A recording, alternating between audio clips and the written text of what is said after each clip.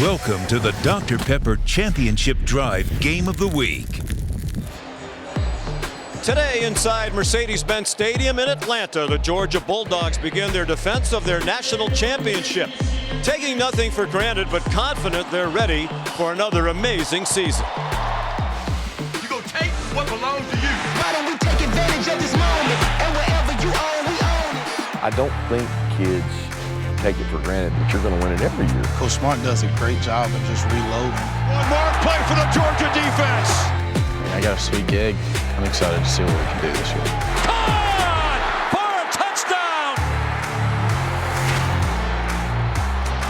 The Dogs' title defense begins against the talented Oregon team. The Ducks ranked number 11 in the preseason. Georgia is number 3 behind Alabama and Ohio State. Just the second meeting all time between the Ducks and the Dogs. It comes from the Chick-fil-A kickoff game on ABC.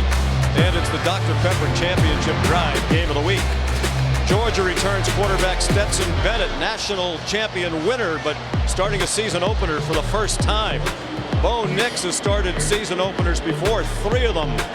But all for Auburn. He makes his Ducks debut today, as does new Oregon head coach Dan Lanning, who spent the last 4 years on Kirby Smart's staff at the University of Georgia. Hi, everybody, and welcome. I'm Sean McDonough along with Todd Blackledge. Delighted to have you with us as we get another college football season started. In this game, a lot of familiar faces, some of them in unfamiliar places. And Todd, on this Georgia defense, there'll be some unfamiliar names.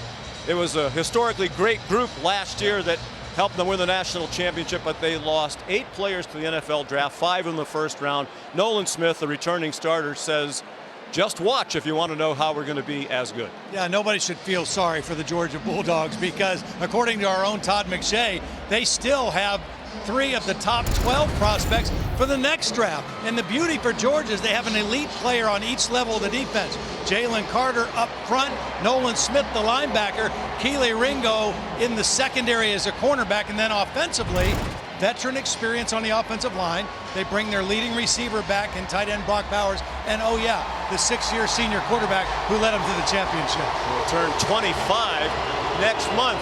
Lots of change in Eugene, a team that went to the Pac-12 championship game a year ago. We both agree Dan Lanning is a terrific choice, energetic 36-year-old head coach. He's never been a head coach before. And he brought in 21 transfers, including the new quarterback, Bo Nix. Yeah, and he's very familiar with Bo Nix because Bo Nix played 3 times against Georgia in his career, lost all 3 times. Here's the deal with Bo Nix. He's as skilled as anybody in college football. He can beat you with his arms and his feet. This was last year against Georgia. Makes 2 elite defenders miss, extends the play, makes the throw. The problem is throughout his career, sometimes Bo Nix tries to do that and be special every single play. He forces the issue. And so the message the coaches have given him this year is know when to try to be special and know when not to, and make sure your bad plays don't end up on SportsCenter. Oregon has taken the field, and now the Georgia Bulldogs playing about an hour and a half away from their campus in Athens. The opening kickoff right after this.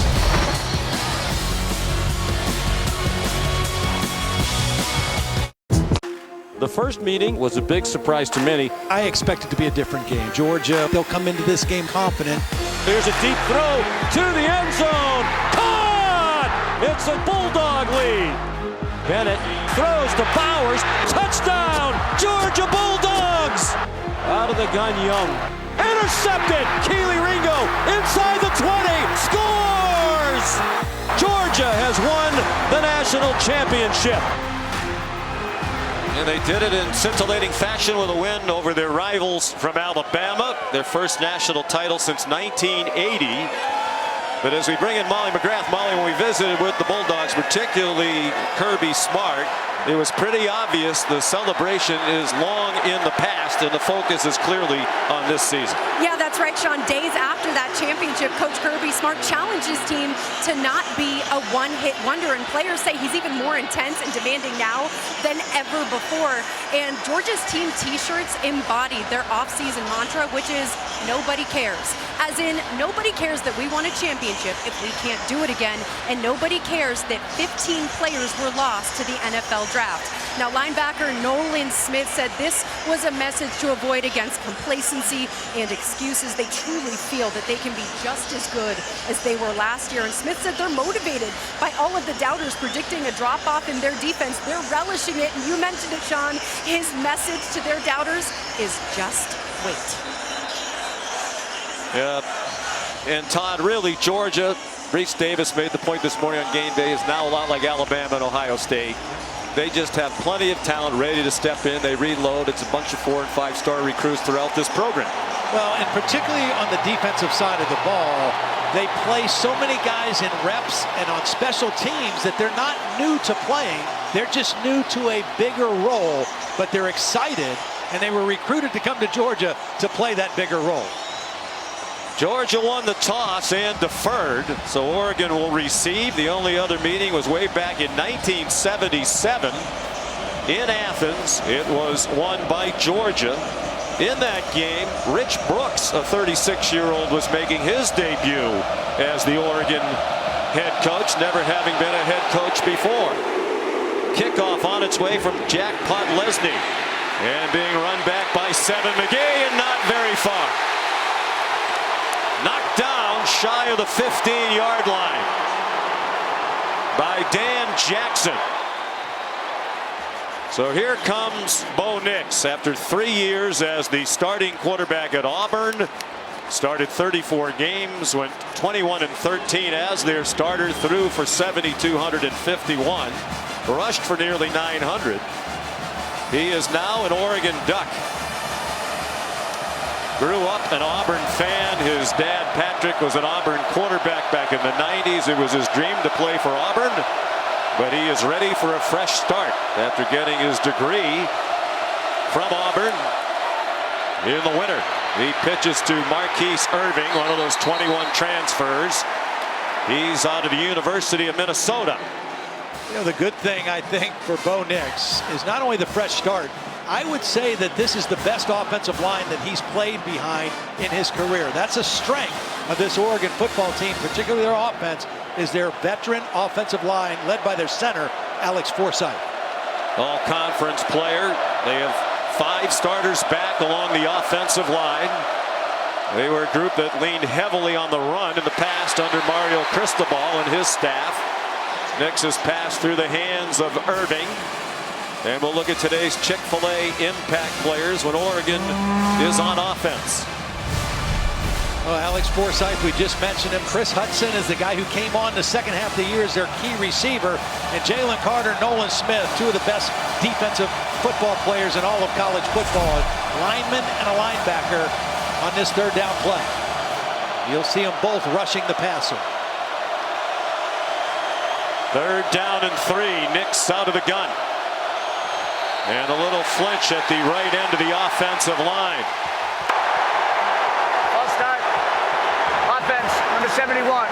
5-yard penalty, third down. Malisala Amuvai-Laulu, returning starter, senior, started 6 games last year. They said it's okay if we call him Big Solid. Yeah, we're going to call him that from now on. Yeah, you did well on that. They have to have that print on the back of his jersey very small to fit it. Lots of noise. They expect a record crowd for this Chick-fil-A kickoff game, which dates back to 2008. Well past the capacity of 71,000. They sold overflow tickets. A crosser complete, and a first down for Dante Thornton before he got driven back. Nice concept that time by Kenny Dillingham, and now they're going to go fast after the first down and on their own hash mark. Kenny Dillingham, the offensive coordinator, wants to play fast and put the Georgia defense in a little stress. There is some comfort for Bo Nix with Dillingham. His pass complete this time to Terrence Ferguson, a tight end. Dillingham was the 29-year-old offensive coordinator at Auburn in 2019 when Nix broke in as a true freshman, wound up being the SEC Freshman of the Year.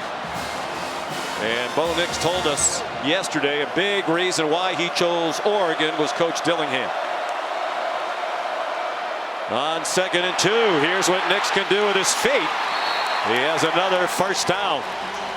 Out to the 40-yard line. Of course, then Gus Malzahn was the head coach at Auburn University, and he largely called the plays. This time it is clearly Dillingham dialing it up for Bo Nix.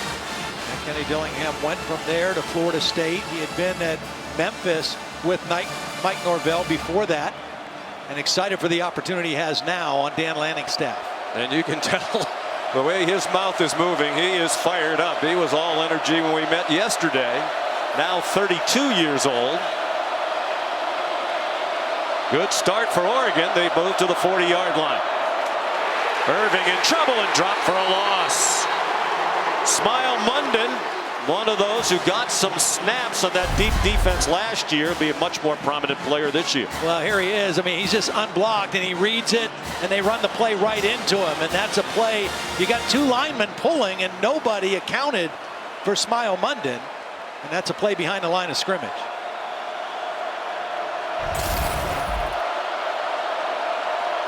Loss of about a half yard on the play. Officially still 2nd and 10. In the flat, caught. And close to another first down is Chase Cota. His first catch as a Duck. He transferred in after 4 years at UCLA. The thing you're seeing right now, though, Sean, is that Bo Nix is very comfortable. He's comfortable in the offense. He's comfortable knowing what he wants to do with the football. And he's comfortable with the protection he feels in front of him right now. No happy feet. He looks very comfortable. They've given him some easy throws. That one is incomplete. Intended for Irving. That's 2 times they've tried to throw the ball to Irving out of the backfield, and both times they failed to connect. This one probably should have been caught. I think Irving lost sight of the ball because the defender, Marshall, was so close to him. And by the time he saw the ball, it was on him, and he wasn't able to make the catch. So 2 first downs and now a punt. Tresman Marshall had the coverage for Georgia. Adam Berry is the punter, another transfer. We'll say that a lot today. He was the starting punter the last 3 years at Temple. Replacing a 3-year starter in Tom Snee. A fair catch made by Ladd McConkey. Stetson Bennett started in their program in 2017, but he's never been the starter on opening day. He is today.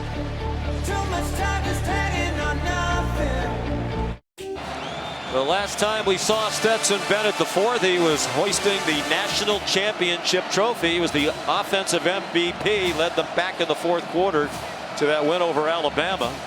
It was quite a road to get there. Started as a walk-on in Georgia back in 2017 as a scout team player. Wasn't even the starter at the beginning of last year. But he is clearly the quarterback at the University of Georgia to begin this season. He hands off to Kenny McIntosh. He's ahead for a hard-earned 2. The whistles had sounded before the ball came out. Quite a journey indeed, Todd. Scout team quarterback. Then left to get experience at Jones County Junior College in Mississippi. Came back on scholarship in 2019, but backed up Jake Fromm, JT Daniels. Daniels was the starter at the beginning of last year. He got hurt, and Bennett took advantage. He was 11-1 as the starter a year ago. 8-0 in SEC play. The quick pop to the great tight end. Freshman National Player of the Year last year, Brock Bowers. And he's ahead for the first down of the season for Georgia. Now, there's a lot that makes Bowers special. The biggest thing is he's so good after the catch. Now a swing pass. Here's McIntosh. And he has a first down. The Chick-fil-A impact players when Georgia has the ball. Well, we've seen him in the last 2 plays. Kenny McIntosh, one of the new running backs. Brock Bowers, their leading receiver a year ago. Inside linebackers Noah Sewell and Justin Flo, 2 of the most highly regarded linebackers. Flo has not played in the last 2 years because of injuries. Good to see those 2 guys on the field together right now for the Duck defense. And if they stay healthy, they might be the best inside linebacker tandem in college football. Flo's played in the opener in each of the last 2 seasons, suffered season-ending injuries in each. Out wide it goes for Ladd McConkey. And And he's across midfield, looks to be just short of the first down at the Ducks 48. So far, a lot of quick, easy throws for Stetson Bennett, trying to make this Oregon defense run.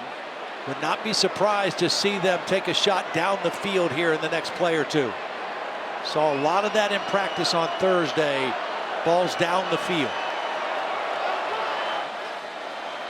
Both coaches talked about how sometimes conditioning is an issue in the opening game. They think they've done all they can to get their teams ready, but you really don't know until the season starts in earnest.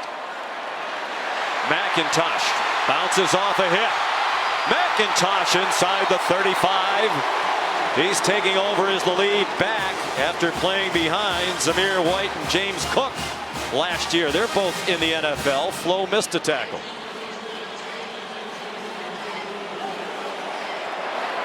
Georgia going very quickly. McIntosh, some shaky tackling again for Oregon, but they still drop it for a loss of a yard back to the 35. Again, we talked about Bo Nix looking comfortable in his first possession. Same thing is true for Stetson Bennett. You know, and there's not a lot that wows you about him. He's athletic. He's got a good arm. He's not very tall. That's the biggest thing against him, is he's short. But he knows where he wants to go with the football. He's very accurate. And when he plays within himself, he's really, really good. Not all of us are 6'5", Todd. Stetson is 5'11", 190 pounds. Maybe 5'11". He shows his mobility right there. Got away from Noah Sewell and then forced to throw it away. And we asked Kirby Smart, last year for Wildtot in that national championship game, looked like Bennett was struggling. Did you ever give any thought to taking him out? He said, no, we really needed his mobility against that outstanding Alabama defense. I think Kirby made that decision earlier in the year too. When they played Tennessee, he had to make some plays with his feet, and Kirby didn't think they would have won the game without his mobility. And at that point, he knew he was his guy. JT Daniels has transferred to West Virginia. On 3rd and long, Bennett fires. Caught for a first down. Marcus Rosemy-Jacksaint picked it up with about a yard to spare, and Georgia continues on the move, an impressive opening drive. Nice big lanky receiver, runs a nice route, shows his numbers to Stetson Bennett, and Bennett accurate with the throw on 3rd down. One of the questions for each of these teams is at wide receiver. They have some unproven players. They believe, both teams do, that they have talented guys who can step up into the forefront, but they're going to discover early in the year who those men might be. Jacksaint had 7 catches all of last year. Nice protection, now running out of time, Bennett. And he wisely throws it away. Good pressure that time. Keon Ware-Hudson and also DJ Johnson in there applying pressure. DJ Johnson is a guy, a very intriguing guy. They're expecting big things from him. Number 2, he's going to be the guy in the lace pursuit. Started out his career kind of playing tight end, defensive end, played both last year against Ohio State. They think he can be an elite pass rusher as an all-time defensive end now. Midway through the first quarter, Georgia on the move. Started from their own 15-yard line. Design run for Bennett. And he scampers out of bounds at the 16. About 3 yards short of the line to gain. 3rd down situation here in the red zone. You see that big tight end Darnell Washington, a big target for Todd Monken as he's dialing up plays. The 2 tight ends, Darnell Washington, Brock Bowers, particularly in a situation like this, are definitely viable options. They converted on 3rd down a moment ago. This is shorter, 3rd and 3. Bennett zings one and a good catch on a ball behind him. A.D. Mitchell, who had that enormous catch in the 4th quarter of the title game against Alabama that gave them the lead. This is really good work by Stetson Bennett. He's looking right first. He's looking to Bowers. Bowers gets knocked down, so he comes back to the other side of the field, picks up a 3rd receiver, and gets the conversion for first down. They're throwing it all over the place. Only 2 runs so far. And 9 pass attempts. First and goal from the 9. They flip it to Ladd McConkey. Ladd McConkey scores the first touchdown of the season for Georgia.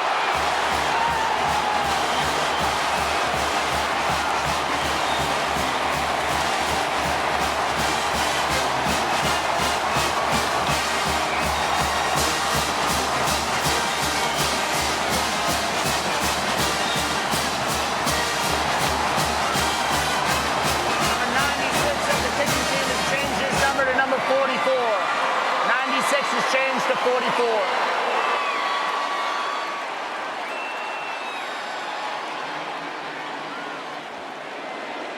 Focused and ready to go indeed. The defending national champs. A very impressive drive. Jack Podlesny adds the extra point. Just outstanding execution by Georgia on this opening touchdown possession. This last play, here's McConkey right here. He's going to come underneath, get the flip, has a little escort out in front. That's Bowers leading the way, the tight end. And Georgia impressively on the board first.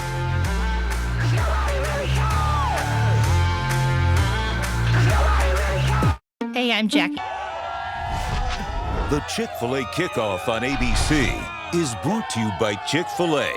It's the little things that make game day worth celebrating.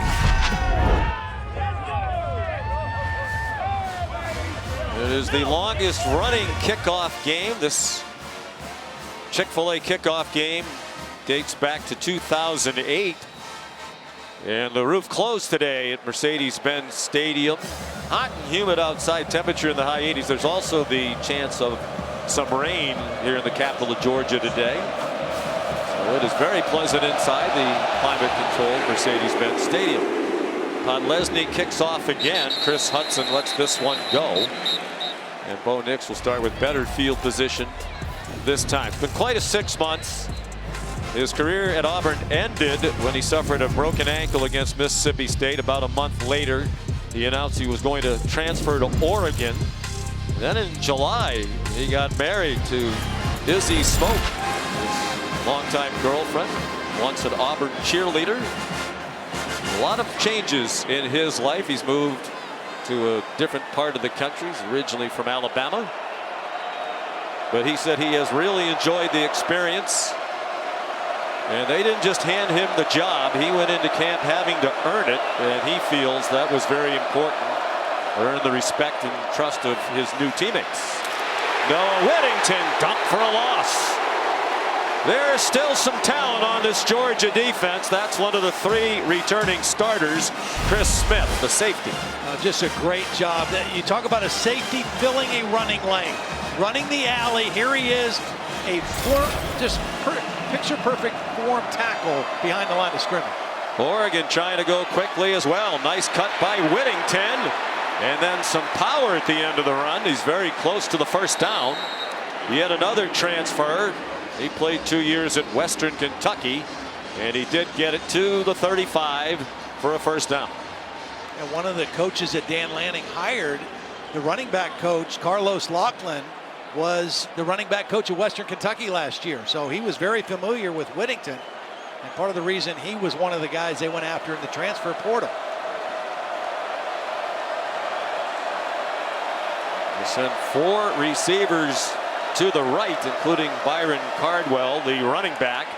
He's the target with all those blockers out ahead of him. And a good tackle in the open field by Kamari Lassiter, a new starter at cornerback. Here's Molly.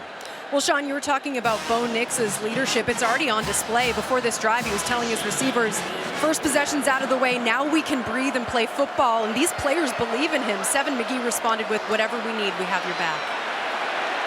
Cardwell chopped down about 2 yards short of the first down. It'll be 3rd down and 2. Another good play by Christopher Smith. Basically ran the exact same play from one side of the field to the other, trying to spread the Georgia defense out. One of the things both these coaches talked about in the first game, how well will we tackle, particularly athletic guys out in space. We've seen Georgia do it pretty well here on this drive. Third down and 2. They were a very good third down team last year. But with a much different philosophy. They were a run-heavy team, played power football behind a big offensive line. They convert this one on the run by Whittington to the 47. You know, the good thing about Bo Nix keeping it one play earlier. Watch this time. The linebacker here, he's going to have to respect Bo Nix. So he's slower closing on this play. That little hesitation, because he's got to be aware of Bo Nix's ability to run, allowed the back to get inside and pick up the first down.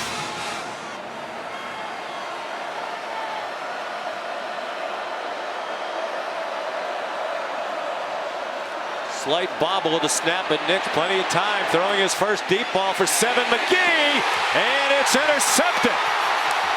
Picked off at the 8-yard line by Malachi Starks, a true freshman, with an interception in the first quarter of his first college game. This is not a bad decision by Bo Nix, and it's really not a bad throw. It's just an incredible play by Malachi Starks. He's got great ball skills, and he made an incredible play. They reload with talent. He's one of the top recruits in the country.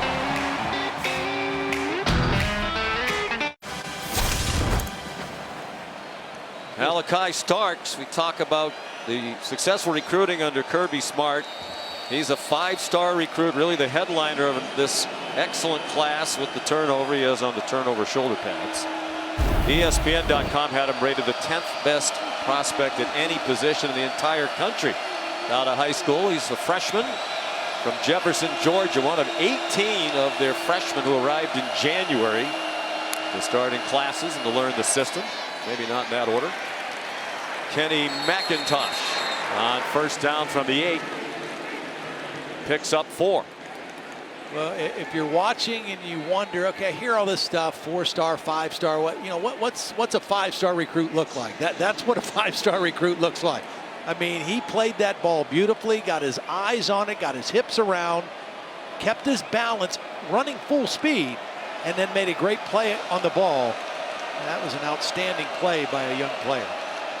6'1", 205. He was an Under Armour All-American. They spotted the ball in the 11, so a gain of 3 for McIntosh. After the fake, in the flat, it is the enormous tight end, Darnell Washington, powering his way out across the 30-35 to the 36. You know, part of the reason that Brock Bowers emerged last year is Darnell Washington was injured, missed the first 3 or 4 games. When he came back, it gave them another weapon. He is huge and athletic. Out of Las Vegas, Nevada, 6'7", 270 pounds, and showed a little after the catch ability on that one.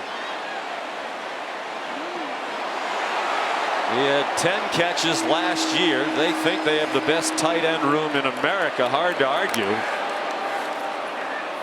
With Bowers and Washington leading the way. Slant caught by Kearis Jackson at the 45, a gain of 9. They also have Eric Gilbert, very talented player who had a terrific freshman season at LSU, then transferred out, and Oscar Delp, number 3 tight end in high school last year.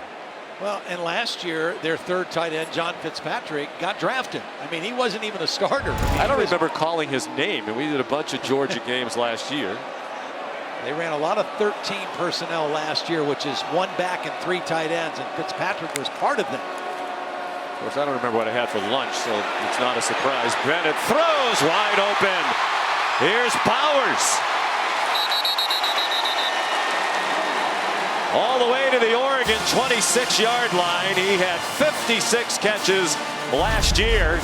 Most ever by a Bulldog, his 13 touchdown catches, and that was as a freshman.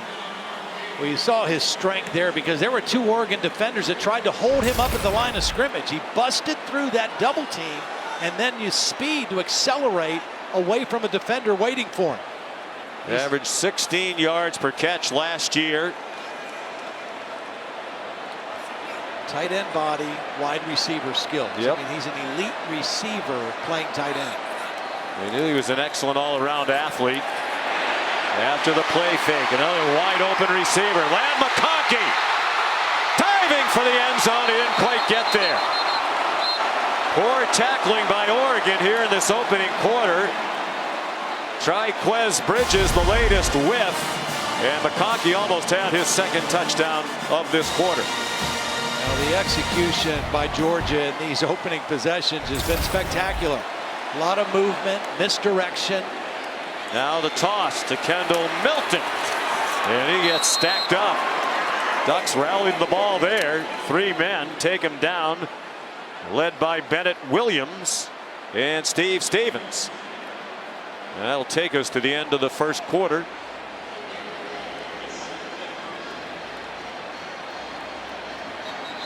Kirby Smart made sure his team had put the national championship in the past, was focused and ready to go, and they certainly have been. It's 7-0 Georgia at the end of one.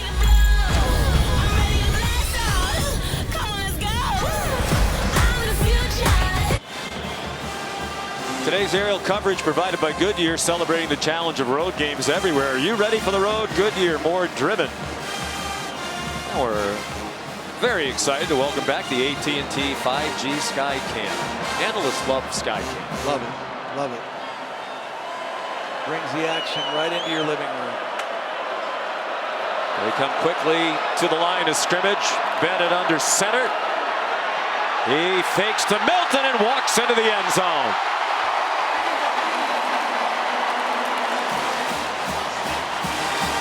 Georgia went 92 yards after the interception. This is an extra lineman, so they are telling Oregon, we're running this way. Overload your defense that way, and then the beautiful ball fake by Stetson Bennett hides the football. They have no idea on the backside where the ball is, and then he uses his speed to get to the pylon. Formation said we're doing this. Ball fake fooled the defense, and then Bennett's speed did the rest.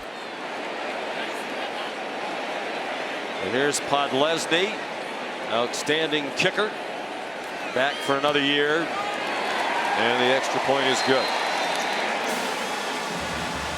So a rough start for the Oregon Ducks under Dan Lanning, and Molly, they had a very difficult offseason as well when they come into this game with some very heavy hearts.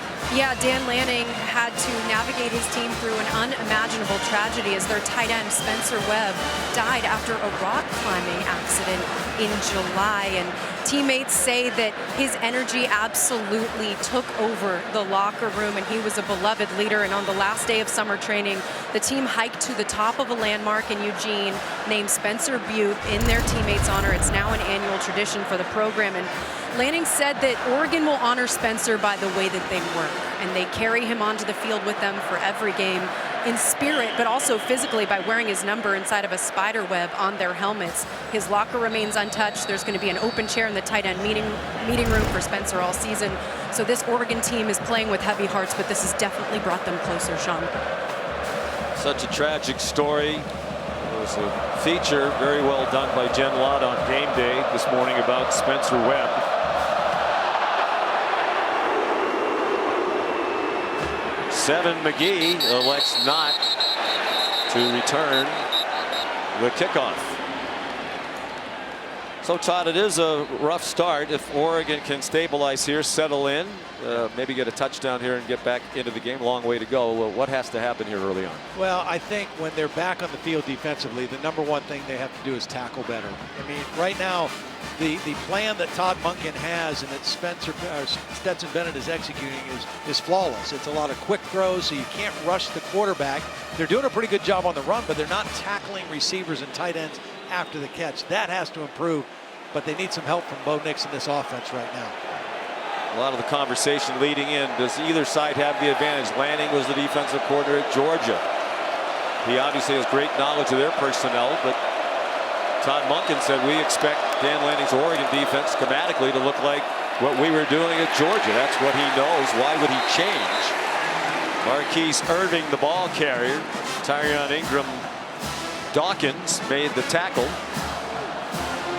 First game always has some mystery. Yeah. Often teams take advantage of the offseason to throw in some new wrinkles. Oregon said on offense, Kenny Dillingham told us he wants them to be like his offenses were at Memphis when he and Dan Lanning were there under Mike Norvell.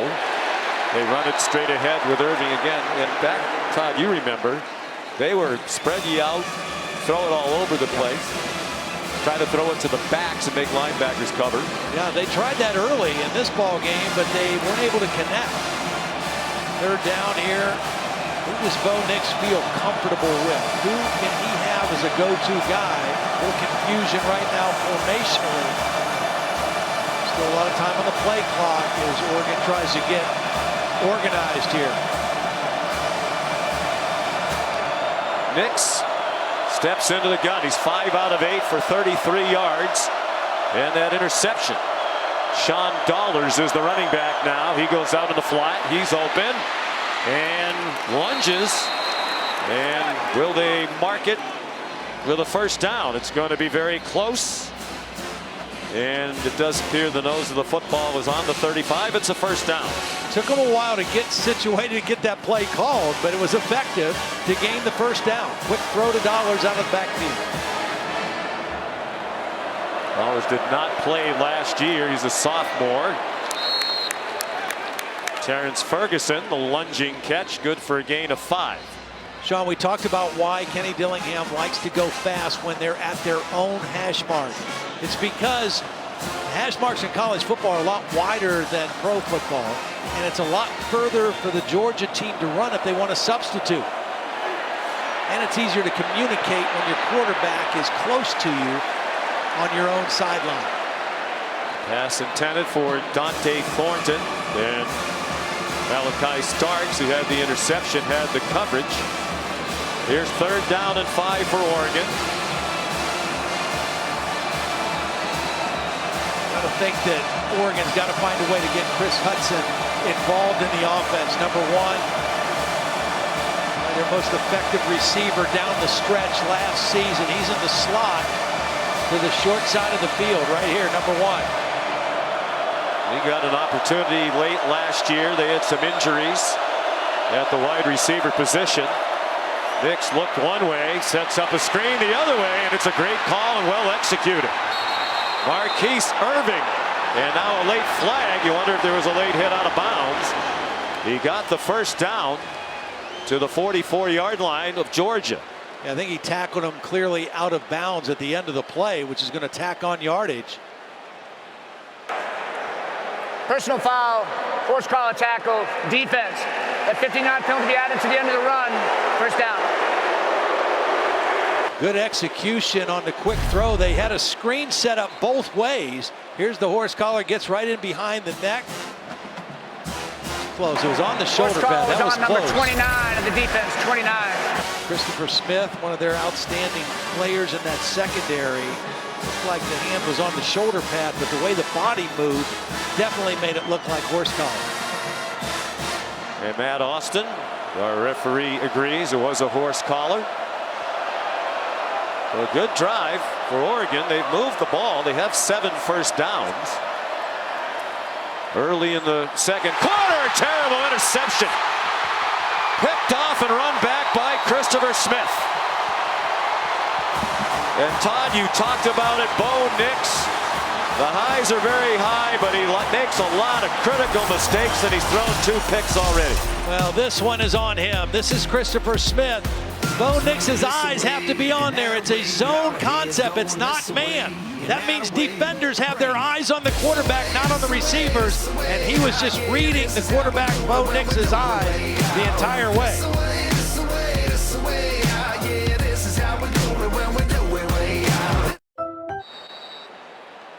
Back to the drawing board on the Oregon sideline. They've had some good moments. 7 first downs, 4 out of 5 on 3rd down, but no points. And now 2 turnovers on a couple of Bo Nix interceptions.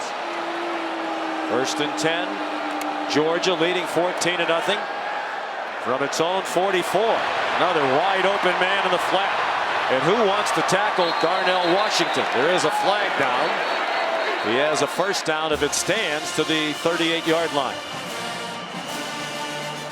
Atlantic Coast Conference officials, Michael Roach. Personal foul, face mask, offense number 73. It's a 15-yard penalty, first down. Xavier Truss. Well, you mentioned the quote from Kenny Dillingham, Todd, at the opening of the telecast. He told Bo Nix, you want your great plays to be on SportsCenter, not your bad plays. And unfortunately for Bo and the Ducks, right now it's the bad plays that are going to wind up on SportsCenter. The first interception was not a bad play by Bo Nix. That one was. That was a bad decision. He had bad eyes. He got locked in and he got greedy. They had run a couple screens successfully. Then they tried to fake a screen and Georgia didn't bite. And Bo Nix made a bad decision. Big penalty brings up 1st and 25. They've had the ball twice previously and scored touchdowns twice. Milton runs a long way before contact to the 38. Bridges the tackle. Here's Kevin Nagandi. Sean, good afternoon. Time now for a mayhem moment brought to you by Allstate. They basically sponsored this game. Plenty of mayhem moments. Appalachian State down 8, a wild fourth quarter against Carolina. Chase Bryce to Caden Robinson. All right, they got to go for 2 here. What are you going to do? Going for 2 right now. Get in. Unbelievable play by the North Carolina defense to hold them out inches short. Appalachian State scored 40 points in the fourth quarter, and they fall short by 2. Back to you, Sean. Wow. What a wild game. Not a surprise it was competitive. North Carolina was a very narrow favorite in that game. Stetson Bennett all day to throw. Now here comes a hit and a flag thrown on the hit. Bennett hung in there long enough to drill one for a first down to A.D. Mitchell, and I think they're going to tack more on the end of the play. This was a strange play because Stetson Bennett had all day to throw, but nobody was open. Personal foul, roughing the passer, defense number 10. A penalty applied to the end of the run, first down. And then at the last minute, after all this time, Justin Flo decided to rush the quarterback and hit him clearly after the ball was thrown.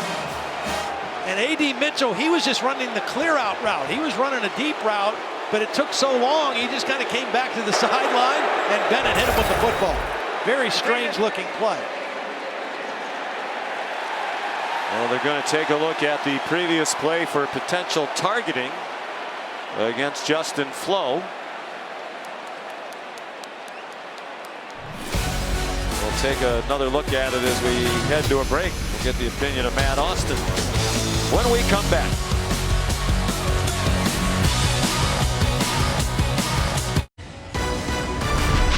The Chick-fil-A Kickoff on ABC is brought to you by Mercedes-Benz. After further review, there is no targeting on the play. Number 10 may remain in the game. First down. And let's bring in Matt Austin. Matt, do you agree with that decision? I do. This year they modified the definition of crown of the helmet to get rid of the forehead, and so they really want targeting to be with the very, very crown of the helmet. This was more of a forehead headbutt kind of hit. I agree. This was a good no targeting call. Still the late hit on the quarterback, so a 27-yard play. They add on the penalty, and George is at the 20-yard line. Stetson Bennett has been spectacular. 12 of 14, very accurate. I mean, George has only run the football for now a little over 30 yards, and they have come out throwing. It's not been deep balls down the field. It's been pretty much medium range and a lot of short range, but missed tackles by the Oregon defense and running side to side. George has had their way with them offensively. There's Dejon Edwards on the last carry. Almost 10 yards per play. A very impressive opener for Georgia.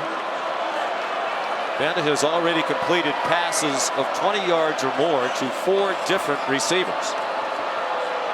Most recent to Mitchell. Get him into the red zone now. Here's Edwards. Took the toss. And he got spun around very near the first down. Steve Stevens made the tackle. Junior safety from Fresno, who's a returning veteran on this Oregon defense, which struggled last year, particularly late in the year. Oregon was 9-1 last year, in 4th position in the college football playoff rankings. Then in late November, they went up to Utah, got smacked by the Utes. The first of their 3 losses in their last 4 games. Lost again to Utah in the Pac-12 title game. Milton has lots of room, cuts inside and got tackled. Looked like he was going to walk into the end zone, but a nice tackle by the Colorado transfer, Christian Gonzalez. Yeah, I'm sure if Milton had this to do over, he would have stayed outside. But a really nice tackle by Gonzalez. We take a look from the Progressive Pylon camera. Gonzalez is a guy they picked up in the transfer portal. Started all 18 games of his career at Colorado. They think he's got the talent and the ability to play on Sundays. Explosive athlete, length. The handoff to the motion man. McIntosh scores.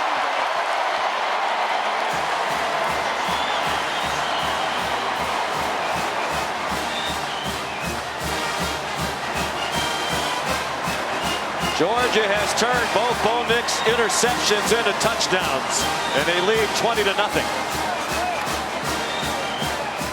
The level of execution by the Georgia offense so far in the first half has been spectacular. We knew their offense was going to be good. It's for a lot of these guys, their 3rd year in the system with Todd Monken. He talked to us, said, I don't know how mature we are. We've got guys that are talented. Outside of our quarterback, don't know how mature some of our guys are. They're showing excellent maturity and execution in the ball game today. This one, watch Big Darnell Washington, number 0. He's right here. Brock Bowers is here. Washington is just going to cave in this side of the defense. And an easy touchdown for Kenny McIntosh. Be hard. After we're finished here in Atlanta, marquee matchup of Xfinity kickoff week. Notre Dame, number 5 at Ohio State, 7th meeting all time. Notre Dame with its highest preseason ranking in 16 years. Marcus Freeman, now their head coach, former Ohio State linebacker. Number 5, Tom, but Notre Dame a big underdog tonight as Georgia's Podlesny kicks off another touchdown.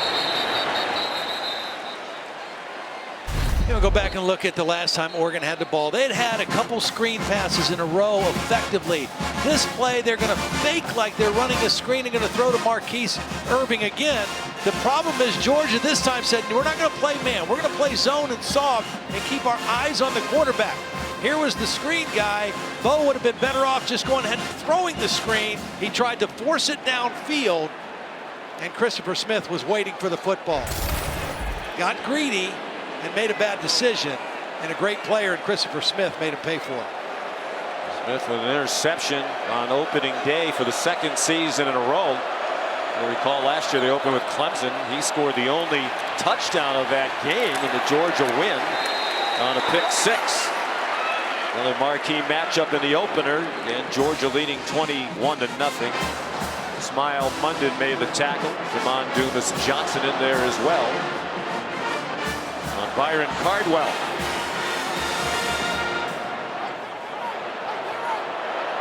Eight minutes to go in the half. Nix pulled it down, fired over the middle to Seven McGee. He got walloped just short of the first down. Another big hit by Christopher Smith. Bo Nix playing in his 4th career game against Georgia. 3 for Auburn. He's now thrown 4 interceptions in the 4 games, only 1 touchdown pass against the Dogs. Slithering for the first down, it appears, is Byron Cardwell, and they will give him the line to gain. Good penetration by Jalen Carter on a lot of preseason All-American teams. They barely got this first down. Look at the physicality of Jalen Carter. Just takes the right tackle, who is a big man in himself. He's 330 pounds. Throws him to the ground and gets into the backfield. That's your man, Big Solid. Yeah, that's Big Solid. Out in the flat. It's Terrence Ferguson. They think they have a talented tight end group, just like Georgia. Ferguson caught 17 last year as a true freshman. Sophomore from Littleton, Colorado. They have moved the ball. Can they sustain it all the way down the field? Cota has the first down to the Georgia 42. Coda started his career at UCLA, but he's an Oregon legacy. His dad, Chad, played defensive back for the Ducks, was a terrific player back in the 90s, and spent 8 years in the NFL. Nix running out of real estate. Good catch made. It's Coda again. At the 38-yard line, they got 4. I think Bo Nix, Sean, needs to utilize his eyes a little bit more. Georgia playing more zone coverage. They've got eyes on him. I think he's kind of locking in on his target a little bit when he's looking downfield. The quick throws, it's okay, but when he wants to throw downfield, he's got to use his eyes to move people in that secondary a little bit.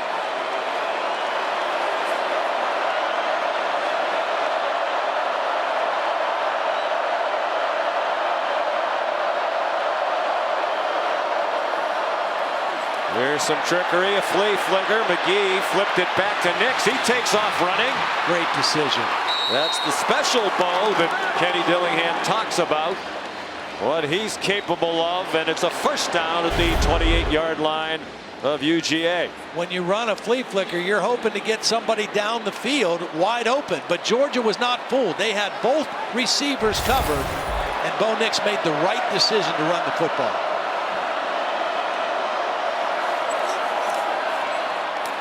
Out wide to Whittington. The running back slammed down by Kamari Lassiter, and flags fly.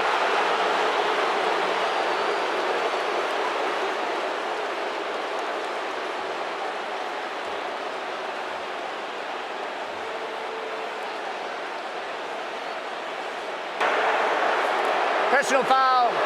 Defense number 3, unnecessary roughness. The penalty been forced half the distance to the goal. Automatic first down. You know, that's a penalty, but it's one that Kirby Smart, I think, is probably not too upset about. The one thing he likes about Lassiter, who's a new starting corner, and Ringo, is they are both very physical guys on the perimeter. And in today's college football, you not only have to be able to cover in man coverage in this defense, you got to be able to tackle on the perimeter. So many of those RPOs wind up outside, where your corner has to make the tackle. The penalty takes the ball to the 11. Most of this overflow crowd cheering for Georgia. They didn't like the call. Nix nowhere to go. Chased out of bounds by Dan Jackson. Kamari Lassiter's an important player on this defense for Georgia this year. As you mentioned, stepped in for a starter, Darion Kendrick, who got drafted by the Rams. They like his talent, but he just hasn't played very much.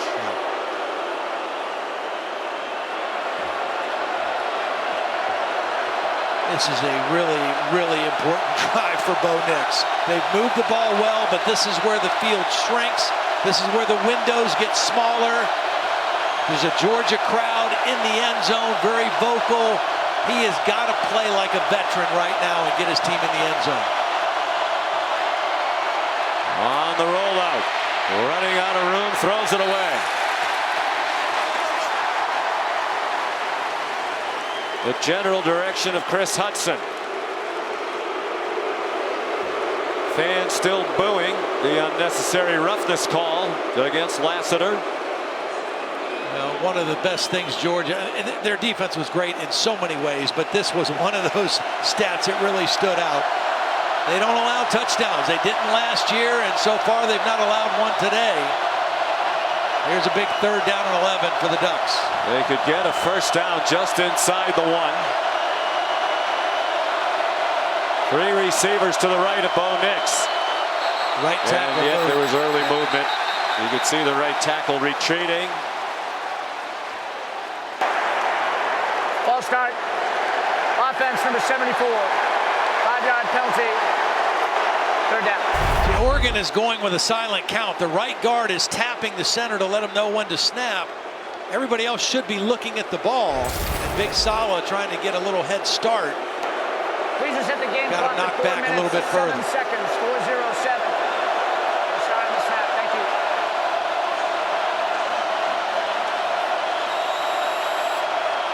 Deafening noise inside this dome with the roof closed.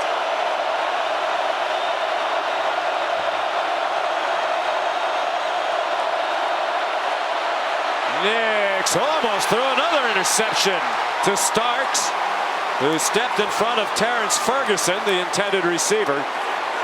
And the field goal team comes out for Oregon.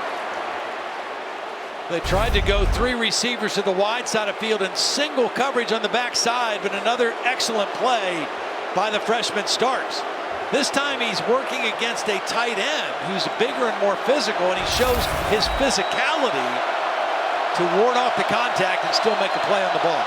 Camden Lewis, 3rd year as their place kicker, had an excellent year last year, 13 out of 16.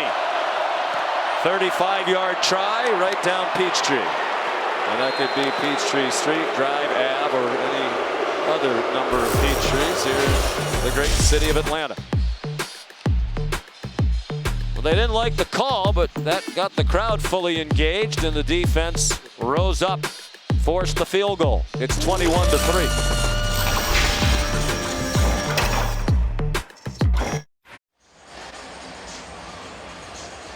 Aerial coverage provided by Goodyear. Road tested and game ready. Are you ready for the road? Goodyear, more driven.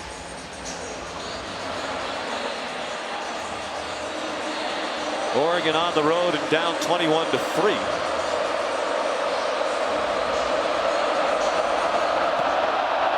And the kickoff by Andrew Boyle. Transfer from Washington State. And Kearis Jackson takes a knee. Here's Kevin Nagandi. Sean, State Farm halftime report just minutes away. Kevin Nagandi, Booger McFarland, as well as Dan Mullen. Mario Cristobal making his Miami debut, looking good. Yeah, he's got a veteran quarterback, Tyler Van Dyke. Big expectations from that young man. 2 ACC teams go on the road, and boy, you were sweating those out, Dan. Those crazy games. The place to be today was the state of North Carolina to watch those games. Dan's happy he's in studio right now, not a coach after those 2 games. Those wild finishes coming your way, Sean. Back to you. All right, gentlemen, thank you. Impressive start to the season for the defending national champions. And they come out swinging it. Kenny McIntosh to the 31. Time for the Aflac trivia question. Of course, the transfer portal, such a big part of college football now. Oregon brought in 21 transfers this year. Georgia added just 1. We want to know which team added the fewest. It's possible one could be the fewest. I'm trying to give a hint or help the folks at home. They recruit so well, they don't need to go to the transfer portal. Kirby Smart told us yesterday, you asked him about it, we're only going to go to the portal if it's an upgrade. Bennett on the run, back shoulder throw, and it is incomplete. Intended for A.D. Mitchell. Triquez Bridges had the coverage. Do you remember the answer? I know we discussed this. Yeah. What's the answer? Clemson. Clemson. Yeah, Clemson's 0. It would have to be 5. 0, right? Because 0. It's fewer than 1. Clemson was with 0, and then the other ones that had 0 that were not Power 5 were all 3 of the military academies. Yeah, and of course, it's hard to get into those places. There's a rigorous process. Ole Miss had the most among Power 5s at 24. Bennett dumps it over the middle. First down, Lab McConkey. He lost the football at the end of the play. Oregon thinks it was still alive. Now, one of the officials is ruling it down. Ruling on the field is a completed catch for a first down. The ball came loose after the runner was down. First down, Georgia. Bennett Williams, the hit. That forearm is what made him down. Yeah, it wasn't call. a knee, it wasn't a body part, but the forearm hit the ground. He still had control of the ball, and then the ball came out. So he's down by contact right there. Elbow down, then the ball pops out. McConkey's already had a rushing touchdown. He's a wide receiver. He had a rushing touchdown against Vanderbilt last year.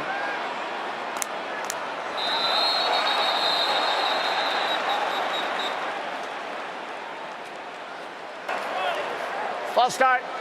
Offense, number 77. 5-yard penalty. First down. Devin Willock, one of the new starters. They returned 3 starters on the offensive line. They lost Justin Schaefer and Jamari Salyer, who had combined for 50 starts to the NFL. It's still a really good offensive line, as we have seen. They consider perhaps the strength of the offense. Hard to argue with what we've seen today.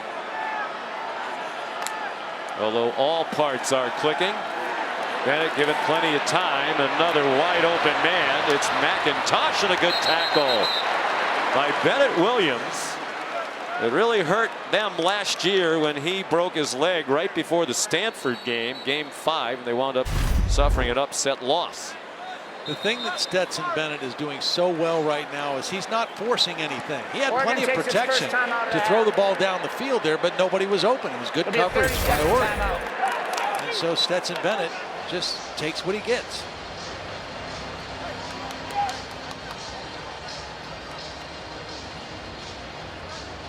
I feel the cheesiest, but the chain puts the extra cheese on the cracker. It's here.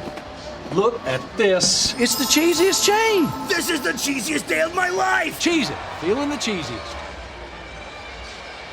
That was a quick word from Cheez-It. You know, we love Marty Smith. Happy for him. Nice endorsement. If, you know, I don't know if you and I do NIL or any of that sort of thing, name, image, and likeness, but if I was ever going to endorse anything Cheez-It, I love Cheez-Its. We grew up watching Monday Night Football. My dad would eat the Cheez-Its right out of the box, and every now and then, if we had been good, I guess, he'd let us reach in and grab a few Cheez-Its. Well, I'd say if you were ever going to get an endorsement by Cheez-It, this would maybe do it for you. Begging for it might work. This might be your ticket. We'll just do it for product. There was an Oregon timeout. No, its defense has not stopped Georgia. Down by 18. Dan Lanning wants to get the ball back, try to get into the game before the half. Darnell Washington to catch. He's down a yard short of the line to make, and a yard across midfield.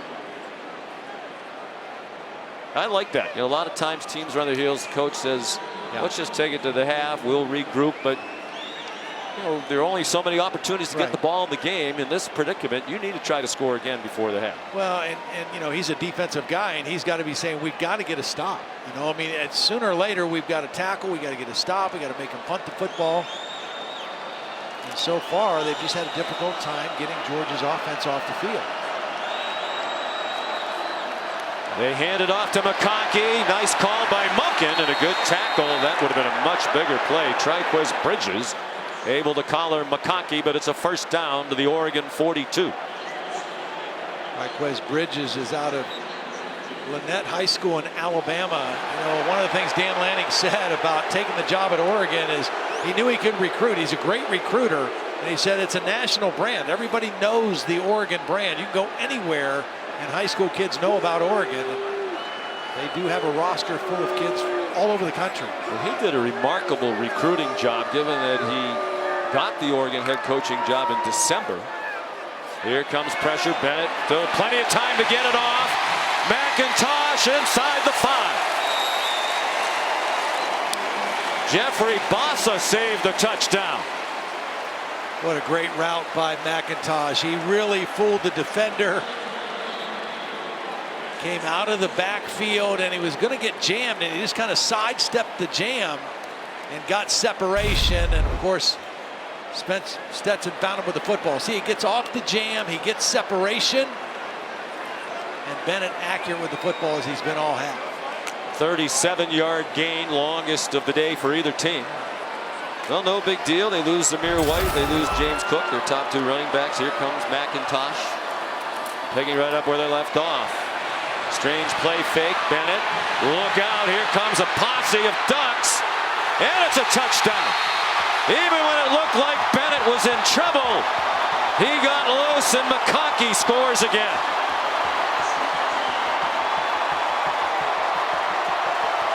Well, that's the risk you run if you're Oregon, calling timeout and giving Georgia another chance to convert.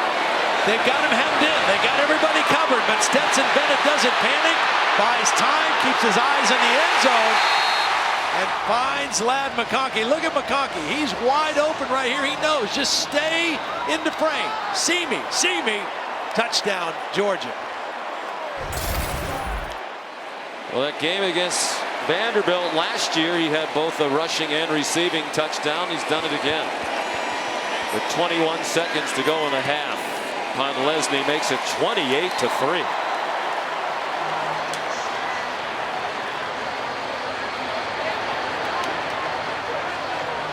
Stetson Bennett, his first opening day start, is 18 for 21 for 254 and a touchdown, and elusive as usual. Well, and he just looks so calm. He has great understanding of the offense. He's accurate with the football. He's reading the whole field. When you're relaxed, you see the whole field. He shows his athletic ability, good ball fake, the speed to get to the corner. He is clearly the leader of this offense. And when you make plays like this, it just inspires your teammates. Never give up on the play, never give up on our quarterback. And he finds Ladd McConkey for a touchdown right before the half.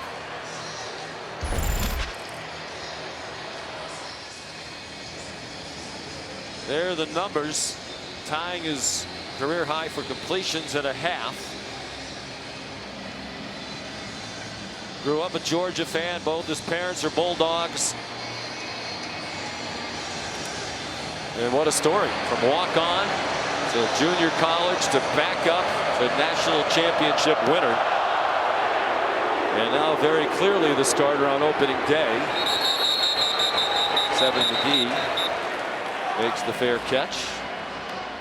And you know, he's kind of, as the season starts, I guess you had before halftime of the very first game for some Heisman talk. Yeah. He's on the fringe of the talk to start the year. This is the kind of performance that gets you much more prominently involved in that kind of conversation. Well, you know, here's the crazy thing. Didn't start out last year as a starter, right? Takes over the job, leads his team to the national championship. He's the MVP in both the Capital One Orange Bowl against Michigan and the national championship game against Alabama. When you look at his stats at the end of the year, his total QBR rating was number 3 in the nation, and the two guys behind him were C.J. Stroud, who everybody thinks will win the Heisman this year, and Bryce Young, who won the Heisman last year. So his numbers were in that same kind of category, and he's playing brilliantly today. With the defense that got so much attention. On the run after the catch, Troy Franklin out to the 37-yard line. And last year, Stetson Bennett's pass efficiency set the single season Georgia record as well. We would explain pass efficiency, but we have no idea how they compute it. But we're told 176.7 is good. Nix jump pass. Short gain to Sean Dollars. And timeout Oregon. They'll try to launch one here in the final 6 seconds of the half. Oregon takes its second time out of the half. It'll be a 30-second timeout. Please There are the reset the numbers game you were clock to referencing. 7 seconds. 0-7. I don't like to interrupt my fellow Bay Stater, son of Massachusetts, Mike Roach, the referee, who speaks the King's English. That QBR rating 100 is the max. That's excellent. And so all three of those numbers were outstanding. And again, that's pretty good company to be in if you're Stetson Bennett. It's good to be the national champ as well. He gets some nice invitations. We asked him what he did over the summer. He said the highlight of his summer was he got to fly with the Blue Angels down in southeast Georgia, part of the Big Onion Festival, which I know you've attended in Vidalia. So they were looking for a local celebrity. He's more than just a local celebrity. And he was a passenger, climbed into the cockpit. Lieutenant Griffin Stangl at the helm. Ride lasted about 45 minutes. He said it was an ultimate thrill. Did you, when you won a national championship, did you get any special invitations? Not like that. No, I don't know. No, I didn't get anything like that. A couple parades, you know, but no Blue Angels. I know you met some big celebrities along the way. What are you fishing for? Not at all. Just throwing a little laugh in every now and then. Georgia takes its first time out of the half. 30 seconds in length. And I know, Todd, you and I were there in Indianapolis for the national championship game on ESPN Radio. And these are images I don't think anybody who's watching will ever forget. Correction, He was sobbing when it was evident they were about to win the national championship. His story is just so spectacular. I mean, everybody loves stories of perseverance, right? And the underdog. And he was the ultimate underdog. And the guy that just kept believing in himself and kept betting on himself. You know, when he went to junior college for that year, he had a very productive year, threw for almost 2,000 yards and a bunch of touchdowns. He came back to Georgia, still had no idea when he would get on the field. But once he got that opportunity, he just took advantage of it. And you made the point, Todd Monken said it to us yesterday, because of his role on the team, scout team, backup, he never got reps with the first offense. You know, even at the beginning of last year, he was behind JT Daniels. So he kind of had to go in on the fly last year and lead them to that national championship season. And, you know, JT Daniels was a very good quarterback, and they could have won a lot of ball games with JT Daniels. A very talented thrower, very smart. The difference in what separated those two last year in Kirby Smart's mind and Todd Monken's mind was the mobility and the running ability, the ability to extend plays that Stetson Bennett brings to the offense. Chance for another play for Oregon. And out of bounds with 2 seconds left on the clock is Franklin. Well, they can at least get a ball to the end zone now. They weren't able to get a ball to the end zone from where they were on the previous play. That's pretty good execution right there, though. Now the question would be, would they try a long field goal? Oregon fans well aware they have not made a field goal of 50 yards or longer since 2008. And this would be about a 53-yarder if they elect to try it here. Camden Lewis's long was 49 against Cal last year. That's a long drought. Yeah. You're indoors. I mean, if there's ever, and the kicker is going over near that huddle around Dan Lanning. There's Camden Lewis as if to suggest, hey, coach, you want to try it? I can do it. One of the concerns when you try a field goal this long is not getting the ball high enough, quick enough, and running the risk of getting that kick blocked. I think they're going to opt to throw the football to the end zone. I don't know what 3 more points are going to do for you right here. Georgia won the toss, deferred, so they're going to get the ball to start the third quarter regardless. I think an interception in the end zone or a knockdown pass in the end zone is not as dangerous right now as a potential blocked field goal from this distance. Now take a look at this with Georgia. One of the things they do on their prevent defense, they put Darnell Washington back in the end zone. Their 6'7" tight end is playing deep safety. There he is, number 0, right in the middle of the end zone for Georgia. They rush 5. Nix forced back and throws it away. Michael Williams had the preliminary pressure. Georgia has the lead. They'll get the ball to begin the second half.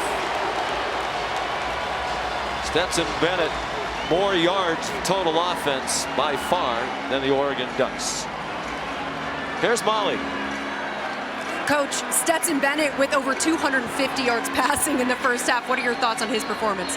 He's made some plays for us. You know, we've had a couple times we broke down in protection that he made plays, and that's what he does. He's really good at that. We got to shore up some protection and buy him more time, but offense has been really efficient. Your defense with 2 interceptions, too. What do they need to keep doing to rattle Bo Nix? Well, opportunistic, right? We've had a couple big turnovers on the other side of the 50. We really haven't had one punt by them, so it's been opportunistic by us to stop them.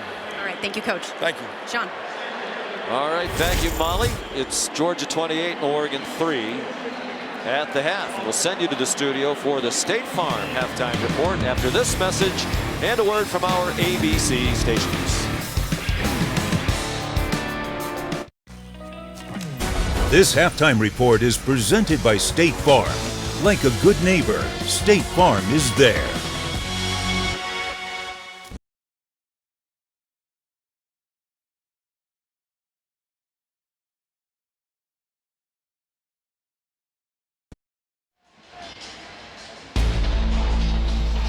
We're back in Atlanta. You're watching the Chick-fil-A kickoff game on ABC.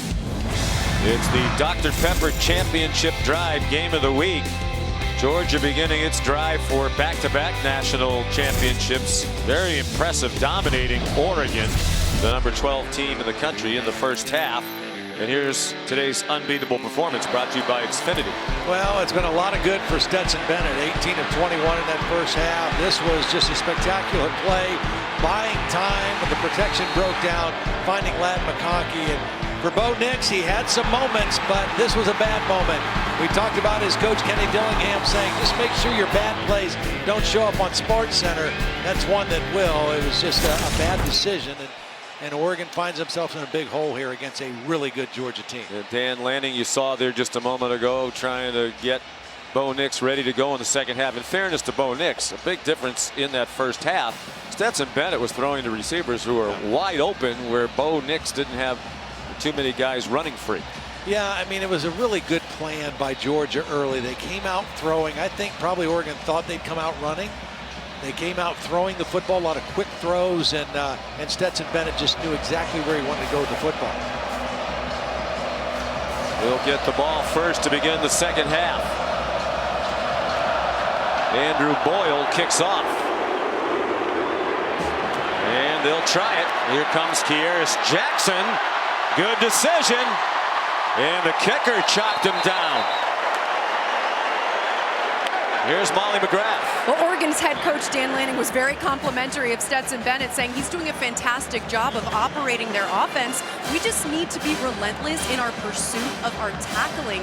And he admitted he knows what bothers Stetson Bennett, so they're going to show him some different pressures and be aggressive in this second half. And his message to his team was, forget the score, let's play a new half. Sean? Well, he knows what bothers Stetson Bennett, perhaps, but they haven't done it so far. 4 drives, 4 touchdowns. He needs his 2 edge guys, Brandon Dorlus and DJ Johnson, to create a little bit more havoc in the face of Stetson Bennett. We talked about all the Georgia losses on defense, and Oregon suffered some big ones as well. Here's Ladd McConkey, co-starring on the offense in the first half with Stetson Bennett. Well, as you mentioned, a lot of open receivers for Stetson Bennett. That's his 19th completion. That was a bust in the Oregon coverage right there and left Ladd McConkey wide open. So it's been pretty easy for Stetson Bennett. Not a lot of pressure and not great tight coverage down the field. Oregon lost Kayvon Thibodeau, the great defensive end, who was the number 5 pick in the draft by the New York Giants, one of the great players in school history in Eugene. There's a tackle in the open field by Triquez Bridges to drop Kenny McIntosh, who also had a terrific first half, including 6 catches for 80 yards. Georgia briskly on the move again, a minute into the second half. A.D. Mitchell banged out of bounds at the 19-yard line by Jamal Hill. See, this kind of pass game is really frustrating for defensive linemen, particularly guys that like to rush the passer, because the ball is out of Stetson Bennett's hands so quickly. You can't get there. You can't affect him.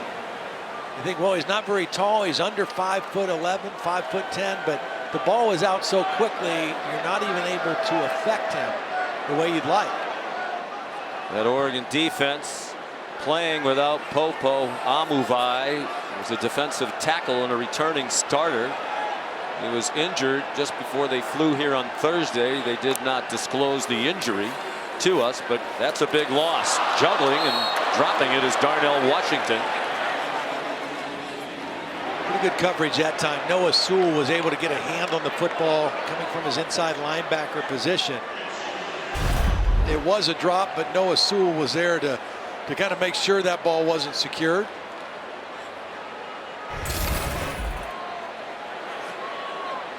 Second and 10 at the Oregon 19.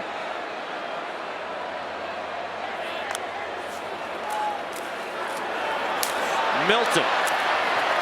There's a good tackle by Christian Gonzalez, but Milton got to the 11-yard line. It'll be 3rd down and 2.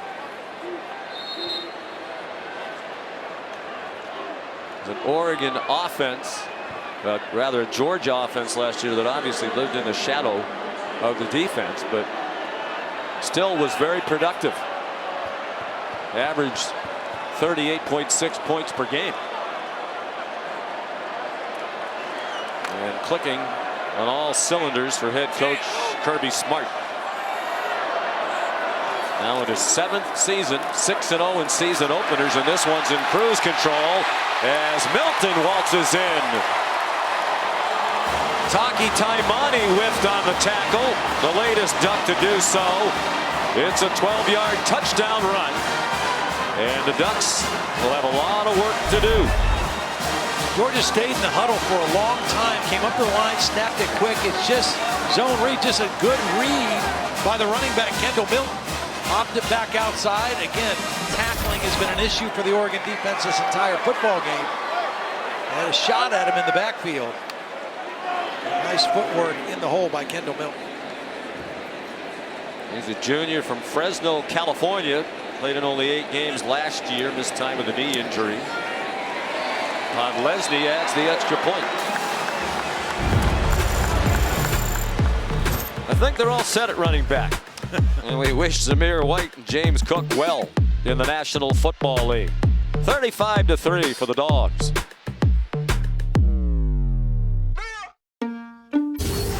Welcome back to the Dr. Pepper Championship Drive Game of the Week. And it's Georgia in control of the Dr. Pepper Championship Drive Game of the Week tonight. Saturday Night Football presented by Capital One. Number 5 Notre Dame, number 2 Ohio State.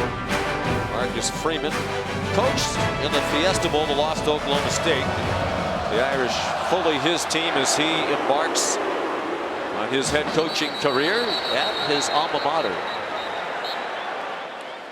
And a new start for Dan Lanning. First game as head coach at Oregon. Very positive and optimistic, talking to his players on the field before the game.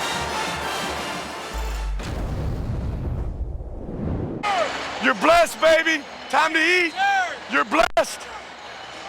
No heroes needed. Just play your game. No heroes needed. Just play your game. What an opportunity. What an opportunity.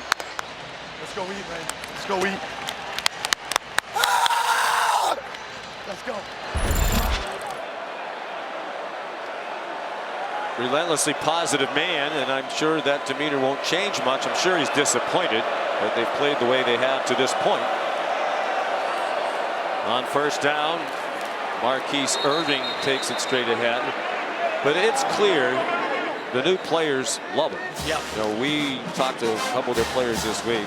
They were effusive in their praise, not only for Lanning, but this entirely new staff. Not a single coach who was at Oregon last year is back this year.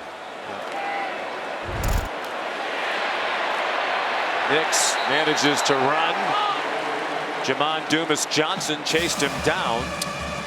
This is really obviously a tall order for Dan Lanning in Oregon, coming in his first game in Atlanta, which is in essence a Georgia home game, playing a team that won the national championship last year.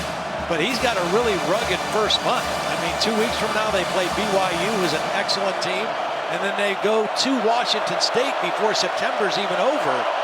I mean, it is a very difficult opening month of the season for the Oregon Ducks.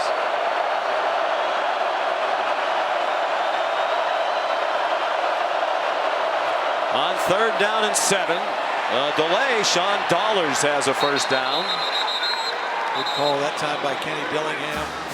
Georgia in with a dime defense, 6 defensive backs expecting a throw. They got the numbers right on the left side of the offensive line, pulled the big tackle, Big Sala out in front. They got a nice conversion on 3rd and long with a run play.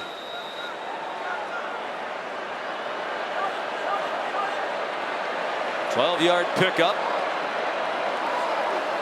Sean Dollars is given way to Marquise Irving, and the tip ball is almost picked off by Tresman Marshall.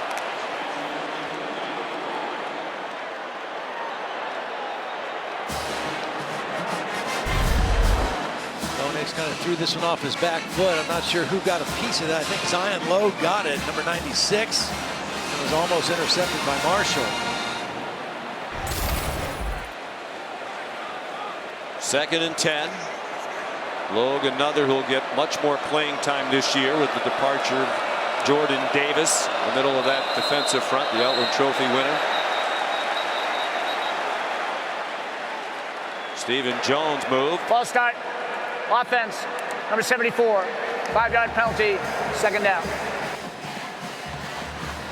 Dan Lanning, obviously, as we said, has work to do.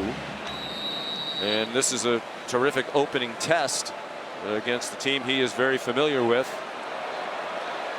I would hope Duck fans wouldn't rush to a quick judgment based on this performance alone.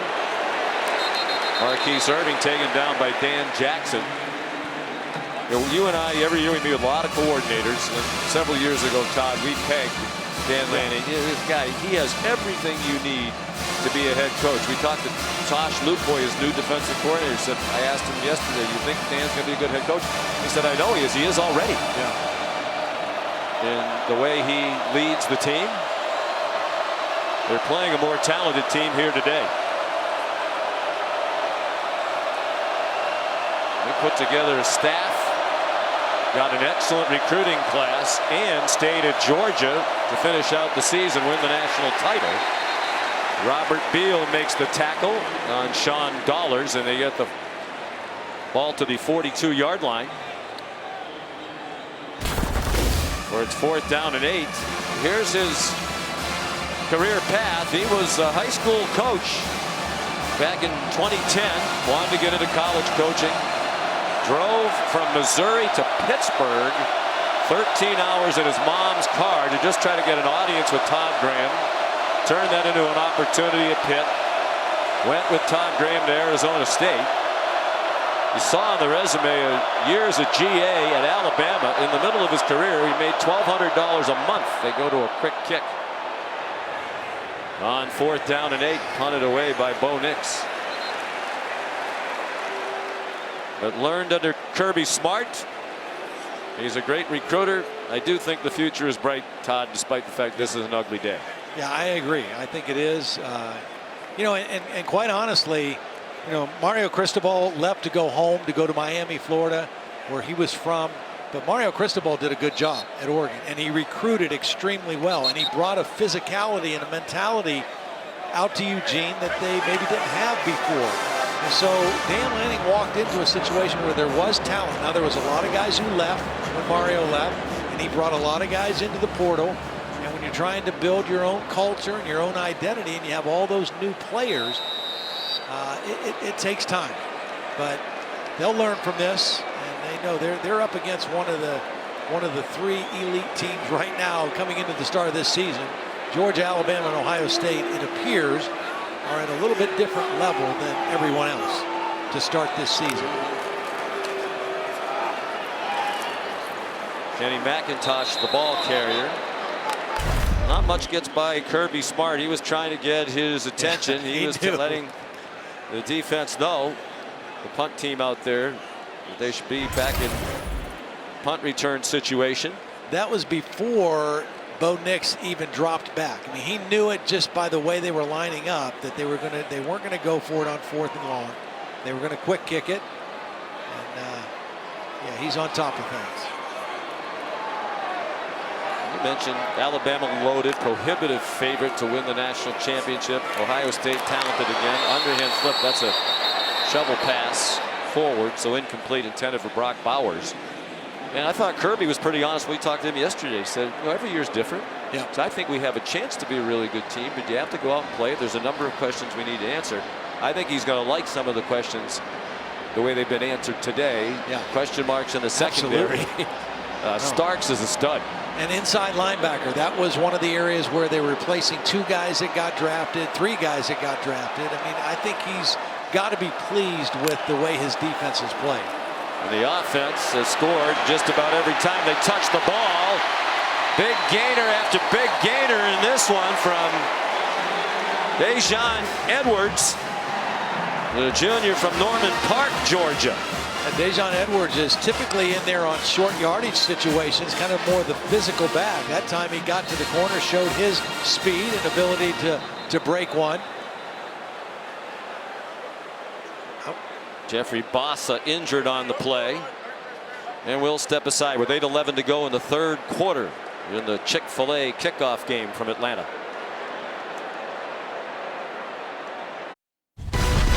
The Chick-fil-A kickoff on ABC is brought to you by Xfinity.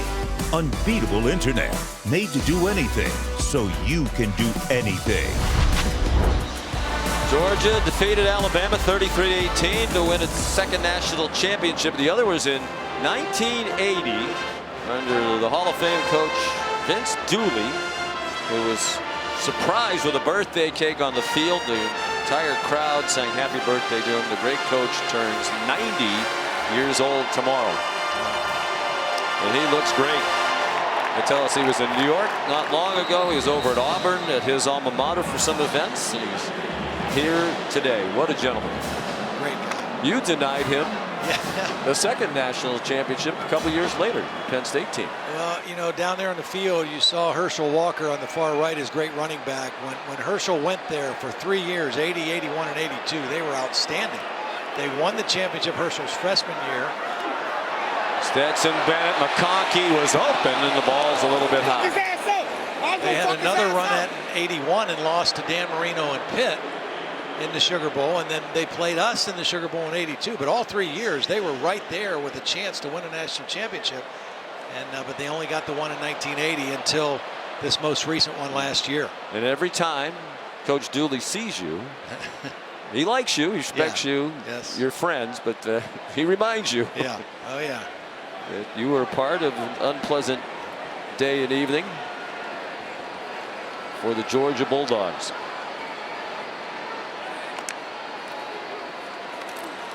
Here's Edwards down to the Oregon 44-yard line. Well, Vince has to be pleased in what he's seeing out of Georgia today. Their offense has just been outstanding. I mean, game one, over 400 yards of offense. They're 7 for 7 on third down. Here's their 8th third down opportunity in the ball game. They're averaging over 9 yards per play. They've made it look kind of easy.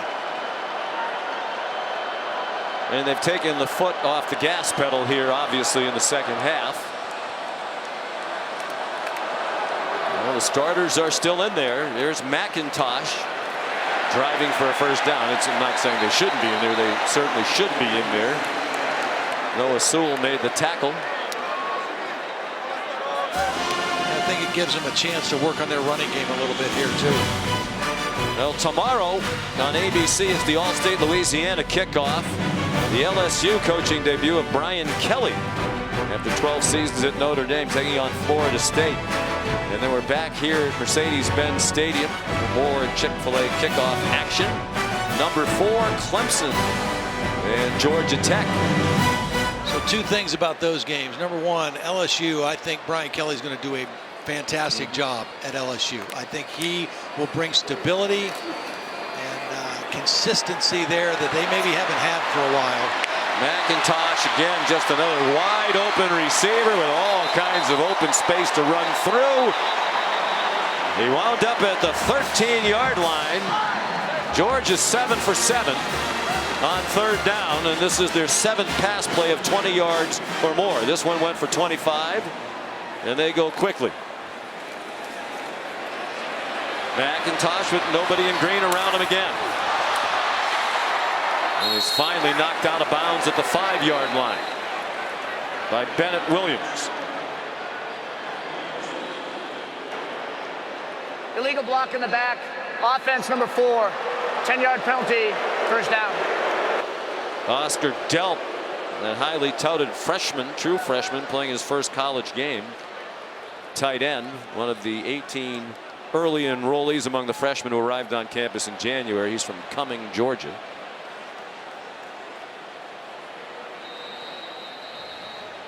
Jeffrey Bassa, who left the game for the Oregon defense, is back out there with 5.5 to go in the third quarter. This is the first Pac-12 opponent Georgia has played during the Kirby Smart era. And a back shoulder throw and a catch and a touchdown. A.D. Mitchell.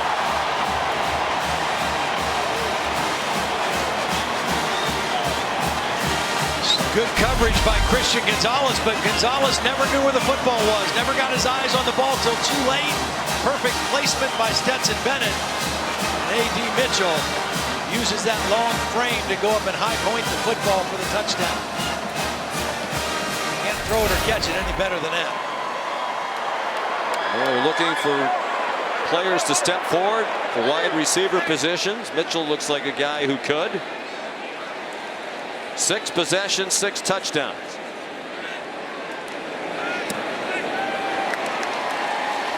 And the extra point good by Podlesny. It's a career high 368 yards passing for Stetson Bennett and a 42-3 lead.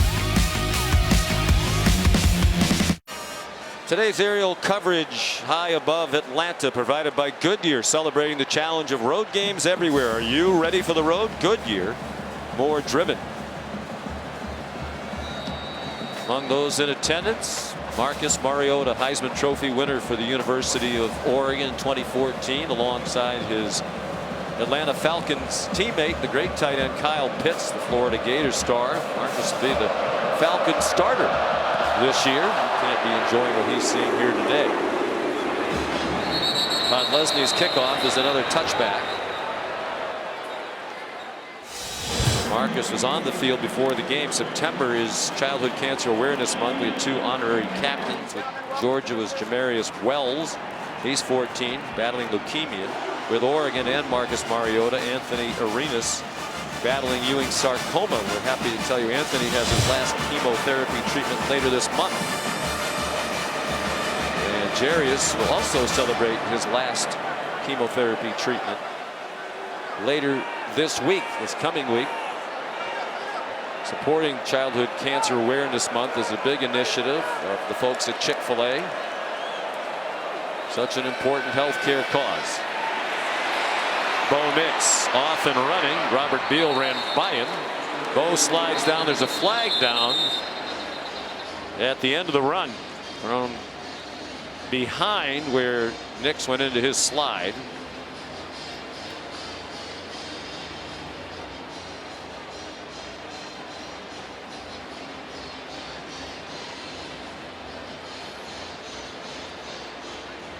Field Judge Milton Britton threw the flag. Here's Michael Roach. Holding defense, number 10 of the defense. Correction number 5. 10-yard penalty, automatic first down. Called on Keely Ringo to the chagrin of Kirby Smart. Kind of odd to see a defensive holding call on a play where the quarterback runs, where it's not the ball is thrown or attempted to be thrown. It had to be something else. There's absolutely nothing there. Maybe they got the number right the first time. Nix, deep drop, throwing. He has a man open. Coda gets blasted and the ball is incomplete. Christopher Smith sized him up, came from center field, and he got the worst of that, it seems, although Coda has also gone to the bench, grabbing at his midsection. Yeah, they are both shaken up. It was a clean play, perfect timing by Christopher Smith. If he gets there a hair earlier, it's pass interference. He waited till the ball got right there and then dislodged the football from Coda. It was a beautiful throw. Looked like it was going to be a catch. And a high-level collision right there to knock the ball loose. And both guys are getting looked at right now. Christopher Smith on the field and Coda on the Oregon bench.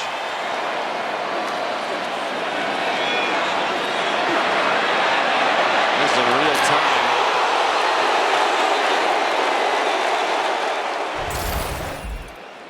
Smith gets a hand from the big crowd here, the overflow crowd in Atlanta. And they're still taking a look at Coda. Might just be trying to catch his breath.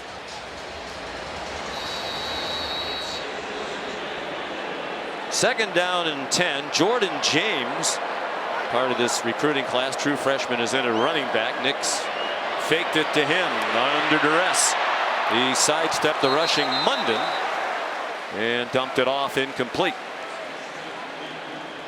You know, one of the things we talked about at halftime, Sean, when we were on break, is just one of the problems for Bo Nix tonight. He's made a couple bad decisions. He's had to throw the football away a few times, 17 for 27. But I don't think Oregon has any wide receivers that Georgia's scared of. You know, there's nobody that's really threatening them. And they're able to just kind of play their coverage and lock on and really make it tight window opportunities for Bo Nix to throw the football. I think that was a big problem for them at the end of last year when they were playing down the stretch without Johnny Johnson, Micah Pittman, Jalen Redd. They just don't have enough big playmakers at the wide receiver spots. 30-second Forced to timeout. use a timeout. A 3rd and 10 upcoming.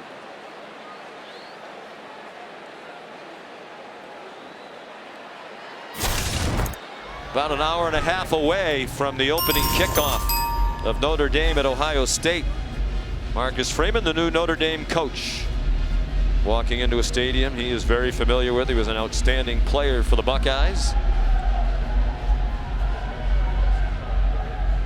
He'll have his hands full tonight against number 2 Ohio State. My big question, Notre Dame breaking in a new quarterback. Ohio State with Jim Knowles, a new defensive coordinator, and that's really been the thing that's held them back the last couple of years. They've not played very good defense. Jim Knowles did a great job at Oklahoma State. They're expecting him to change that defense. I don't know if Notre Dame can score enough to stay with Ohio State, because even if you play good defense, that offense is virtually unstoppable. And Marcus Freeman's already said perhaps not big playmakers at wide receiver on his team. They might have to find ways to be creative in the passing game, move the ball down the field. He retained offensive coordinator Tommy Rees. Here's 3rd down and 10. Nix threw it away. Well, you see the speed of Nolan Smith. I mean, Bo Nix is a guy who can run 4.5. I mean, he can really run, and there was no way he was getting away from Nolan Smith. Bo Nix had to just throw that football away because of the hot pursuit of Nolan Smith. The kind of the heart and soul, the emotional leader of this defense. Doesn't get him in the pocket, but he is not going to let him get comfortable and make an easy throw on the outside. I go back to his quote we referenced at the top of the telecast. We asked Nolan Smith, how is it possible you'll be even as close to as good on defense, losing 8 guys to the NFL, 5 in the first round? He said, just watch.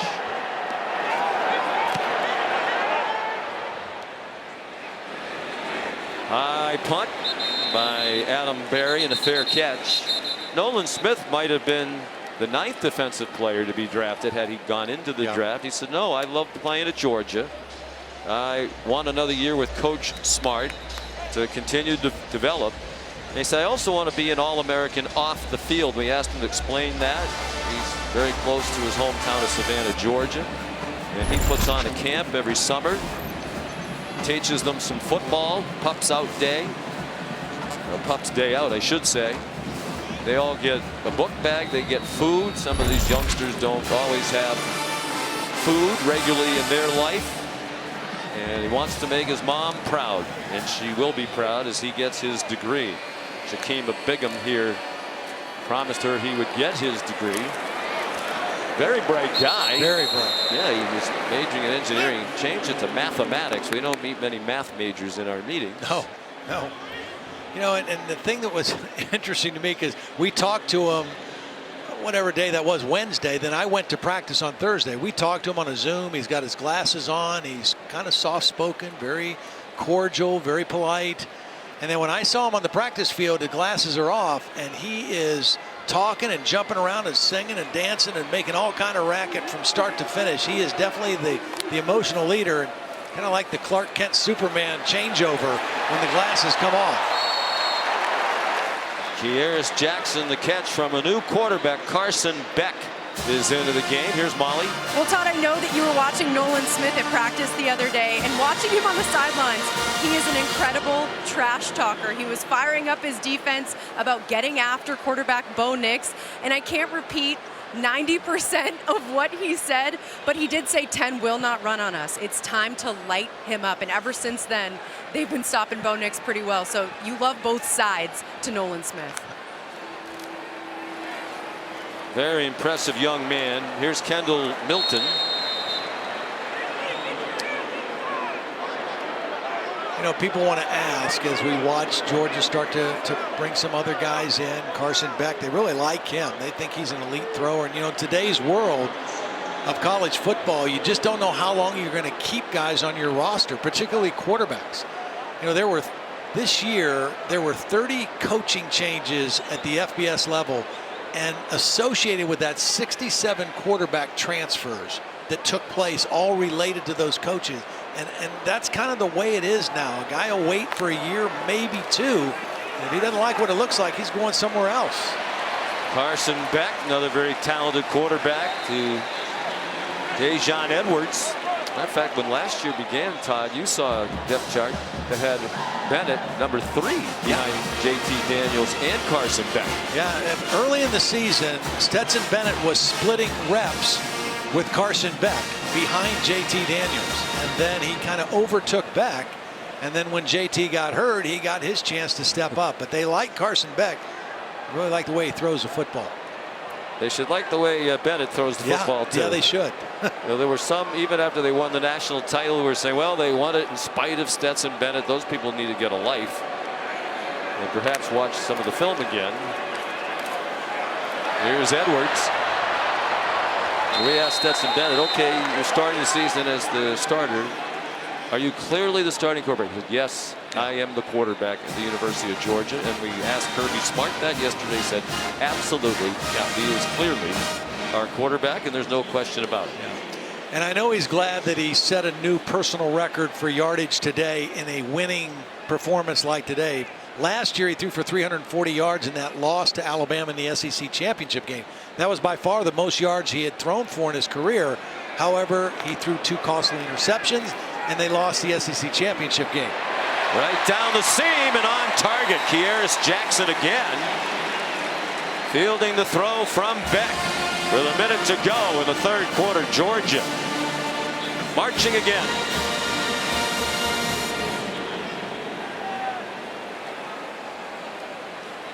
Now, this is not a situation of trying to rub it in to Dan Lanning or pile on. You want to give this quarterback some chance to play ball, you know, and to make throws. You don't want to just have him come in with a whole quarter of football left and just hand it off every play. Saw most of his action last year, about a quarter and a half against Vanderbilt.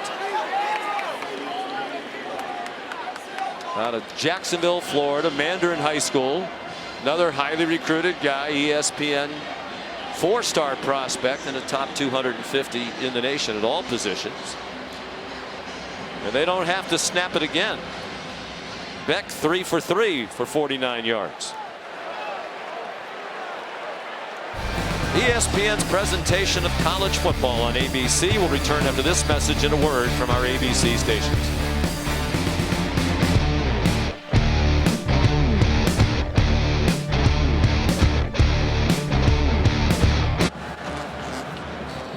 Dan Lanning was just trying to encourage his defense, saying, don't look at the score. Who cares about that? Playing a team like this is something that can make you better. It's a choice. Tackling is a choice. Physicality is a choice. Choose to get better today. So he's keeping his team engaged right now, Sean and Todd. Yeah, there's a lot of season ahead, and right now you just want to see what your team is made of. What kind of character, what kind of how your culture that you're trying to build has settled in. All those things you did to build team, the hike that you reported, Molly, and the connection they talk about, all that gets put to the test when you're getting your tail kicked like they are right now, you know, and so this is when the rubber really meets the road, and you have to kind of see, okay, is it going to take root?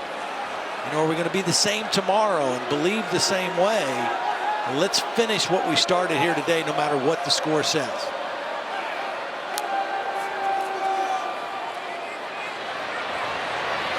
Kendall Milton. Oregon might start those tackling drills on the flight on the way home. 18-yard touchdown for Milton. And those Duck fans who are here, and they have about 7,000 in attendance here, have had a long day. Great job blocking by Marcus Rosemy. Jack Sane out on the perimeter. The slender wide receiver did a great job. Watch number 1. Just stay on his block, keep his hands inside, and just open up that lane. for Kendall Milton. Milton did a nice job of being patient and allowing those blocks to get set up. But easy throw and catch. Another touchdown. And 49 for Georgia now after the extra point. Georgia touchdowns on its first 7 drives, coming against the number 11 team in the country. For the last 15 seasons, the only other team to do that was Ohio State against Michigan State. And that was a surprise, because that was at the end of last year when Michigan State had it rolling. And Ohio State put it on them in the horseshoe. And it was a good thing Mel Tucker had signed that contract for $90-odd million right before the game. Right. And I'm sure they're still very happy to have him. A great coach who has a connection to these coaches. He was at Alabama when Kirby Smart and Dan Lanning were there under Nick Saban. Well, no problem was mentioned. The departure of Zamir White and James Cook. McIntosh, those numbers really don't tell the story. He has 9 catches for 117 yards. He's by far the leading receiver in the game. That's what I mean. So many of the throw game for Georgia today has just been quick stuff, get the ball out of the quarterback's hands, and then make people miss in space. Lesney not leg weary. That's another touchback. Here's Kevin Nagandi. Sean, want to remind our audience, first full weekend of college football, we got you covered over on ESPN. Arkansas-Cincinnati, a 1-score game. ESPN2, we continue our U.S. Open coverage from Flushing Meadow. SEC Network, Ole Miss in complete control, and former Oregon coach Mario Cristobal making his Miami coaching debut. The Canes in control at home. Back to you. I think that's Kevin's nice but not so subtle way of telling people there are other options if you're not digging 49-3 right now.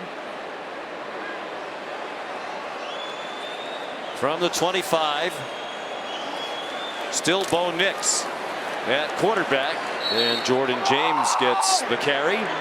Now, we mentioned an opportunity to play against a good defense. If you're Dan, do you consider giving Ty Thompson a little bit of work? It was a competition in training camp, or do you worry about opening up a controversy in week 1?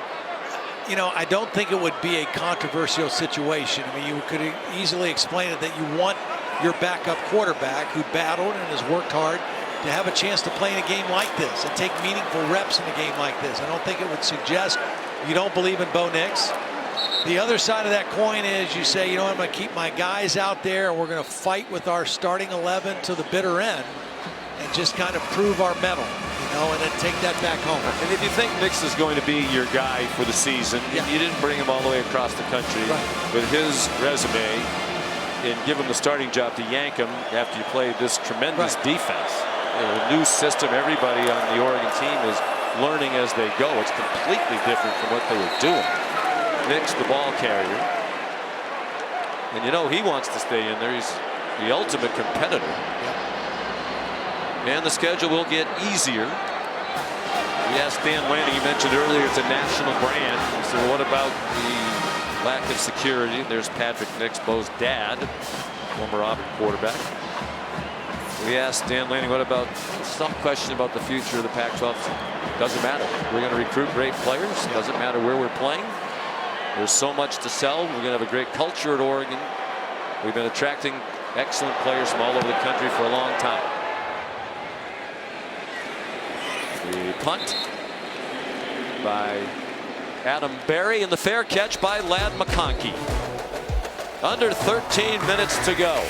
Georgia on its way to victory on opening day.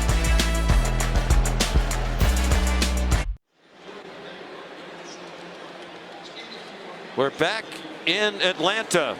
Opening day for the defending national champion Dogs, and it's all Georgia. 49-3 over Oregon. Carson Beck continues at quarterback. Here's Branson Robinson, the ball carrier, and he got chopped down for no gain by Dante Manning. And there's a holding call on the Georgia offensive line. Holding. Offense number 7, 10-yard penalty, first down. Eric Gilbert, part of that deep tight end group. Really talented player. Just a matter of staying engaged with the program. The sky's the limit for him from a physical standpoint, football skills. Started his career at LSU, did not play at all last year. One of the top recruits in the country when he went to Baton Rouge. Here's Robinson again, bounces off a hit and then gets plastered. He's a freshman from Canton, Mississippi, another 4-star recruit. Well, we talk about Georgia as a national championship contender again, Todd. The schedule helps them out. Yeah, absolutely. I mean, they would not face Alabama or Texas A&M or any of those other teams unless they met them in the SEC championship game. And right now, you know, there are teams that are improving in the East. Tennessee's better, Kentucky's better, South Carolina under Shane Beamer's better, Florida, Billy Napier, his first year. They're all going to be good, but they're not at the level of Georgia. Georgia matches up with those teams in the West differently, but they don't face those top teams. The team they do play, they play Auburn. That's their crossover game every year. Great traditional rivalry, but that's at home. I mean, you look at the road games in the conference. At South Carolina, that's 2 weeks from today, a noon game on ESPN. At Missouri, at Mississippi State, at Kentucky, a very good team. Yeah. But it can be a lot harder than that on the road in the SEC. Absolutely. Absolutely. So you wonder, what are their realistic chances of being back in the championship? I mean, they got a pretty nice road ahead of them that they keep developing the way they look today to get back to this building, at least for the SEC championship game. Savon Clark made the catch. And Jamal Hill made the tackle. That's Will Muschamp alongside. Of course, one of the stories on opening day was how does Georgia replace Dan Lanning, who had been the defensive coordinator. He decided to go with co-defensive coordinators with Will Muschamp, of course, the former head coach at Florida and South Carolina, and Glenn Schumann, who's been on the staff for a while, just 32 years old. We asked the coaches yesterday, well, how are you going to handle who's calling the defenses? And they all said it'll be a collaborative effort. And two very interesting and different personalities in Schumann and Muschamp. I mean, you know, Will has always been kind of the fiery guy. Glenn a little bit more laid back, a little more cool. But they're getting it done. Yeah, Will's the kind of guy who breaks his hand punching chalkboards. Schumann, we had to lean into here in our meeting. Both styles work. It was. The Chick-fil-A Kickoff on ABC is brought to you by Chick-fil-A. It's the little things that make game day worth celebrating.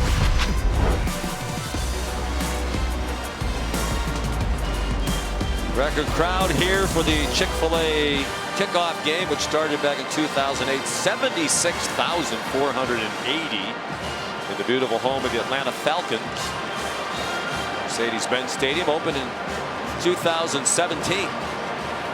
Well, they're going to punt. They do have a punter.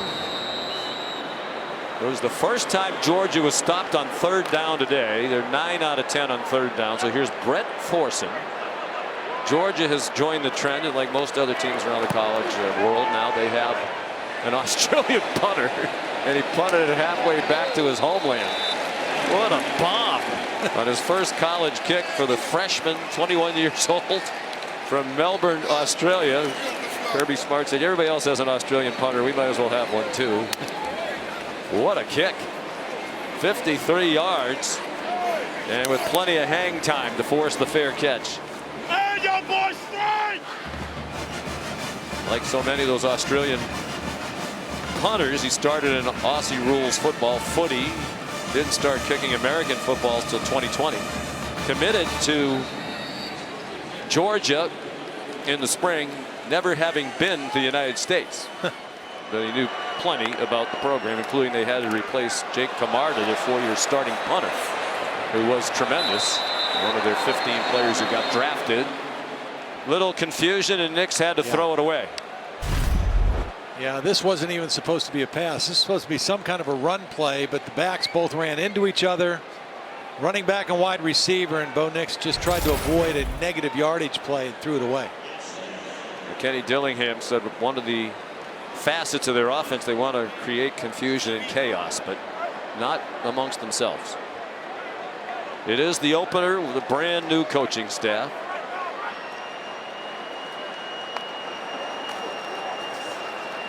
Ten minutes to go. Here comes Jordan James.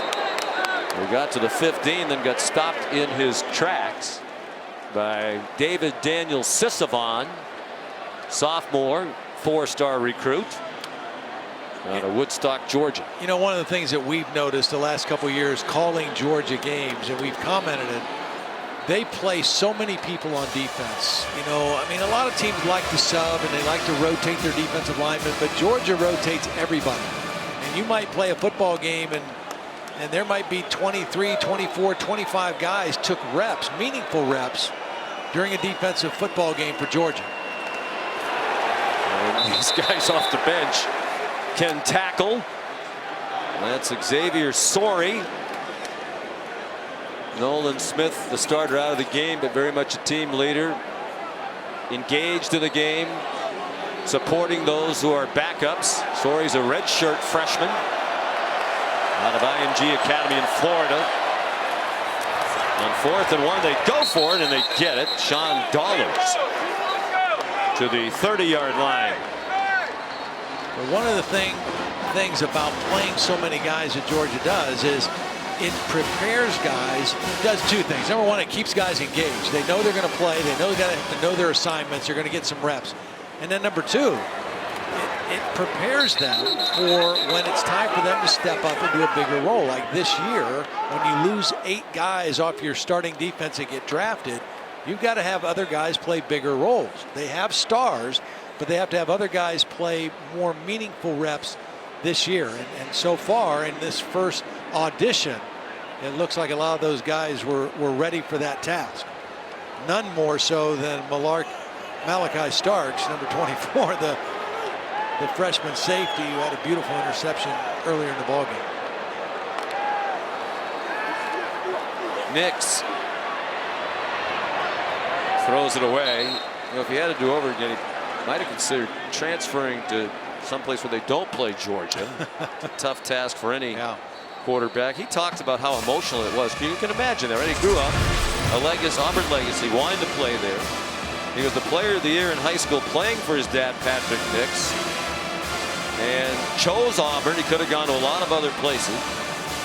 He made his debut very successfully, and Duck fans remember this, for Auburn against Oregon in 2019 in Arlington, Texas, in a much ballyhooed game. They were both in the top 20 in the rankings heading into that game. It was late August of 19. Nix was outstanding and led Auburn to victory in that opener in his first college game.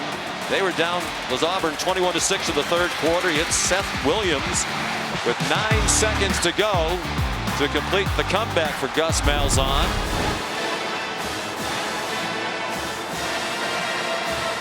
And now he's playing for Oregon. Said he will always love Auburn. It meant a lot to him that he got his degree in 3 years from Auburn. Got it in communications. He throws off target for Jordan James. And he said his love affair with Auburn is just on pause for now. He wishes them no harm. You know, it's kind of a messy situation at Auburn right now. He didn't want to get into his reasons for leaving.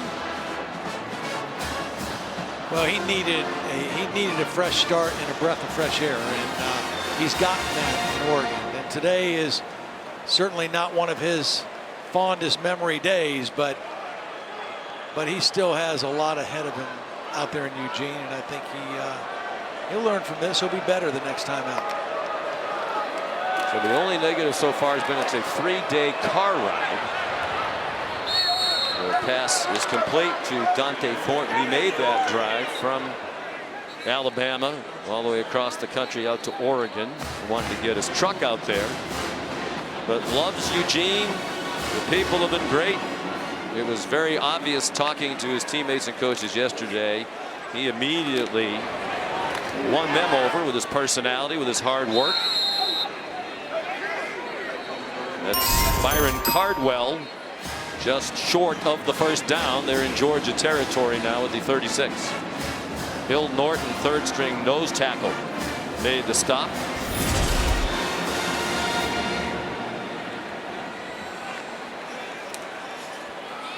The toss for Cardwell, their leading returning rusher. He breaks some tackles and then goes out of bounds, shoved out by Starks, who's made a fantastic debut for Georgia today.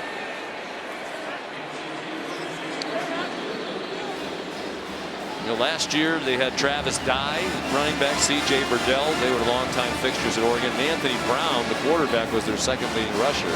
So the Ducks had to replace their top 3 rushers.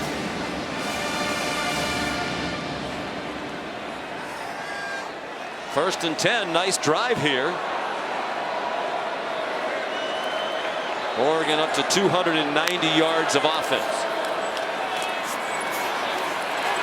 7 McGee is transitioned to wide receiver. He's been a running back in the past.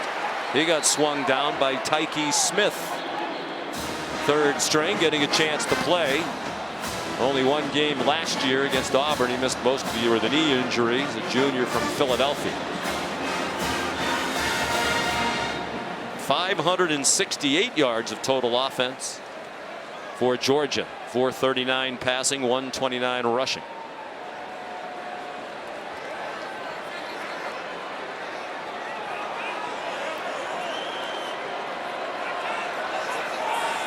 Under 5 minutes to go. Here's Jordan James. Ryan Davis made the tackle. Another guy who will get more of an opportunity this year.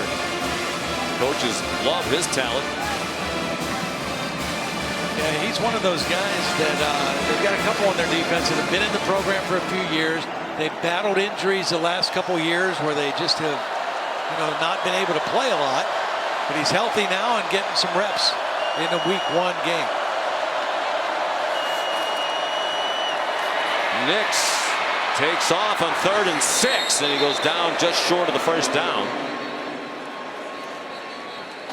We have received word from our friends in the desert that there are some people, Todd, who may be taking an interest in whether this drive results in points or not.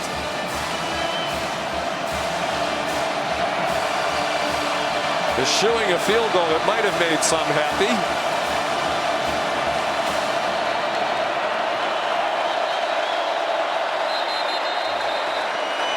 And you never know Georgia what can create interest when it's 49-3. Yeah, Kirby Smart competing and coaching all the way to the end. 3:46 to go.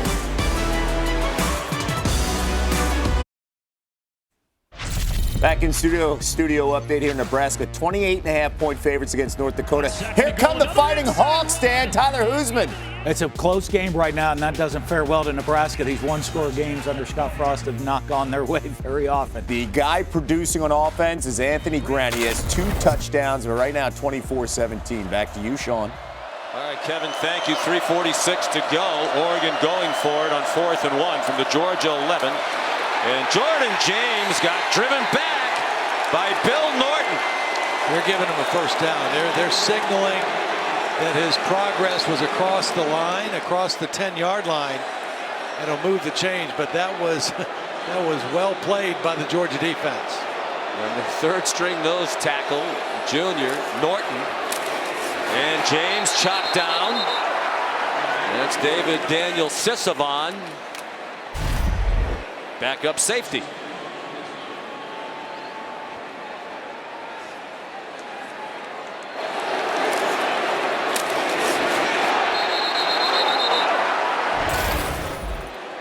.306 to go.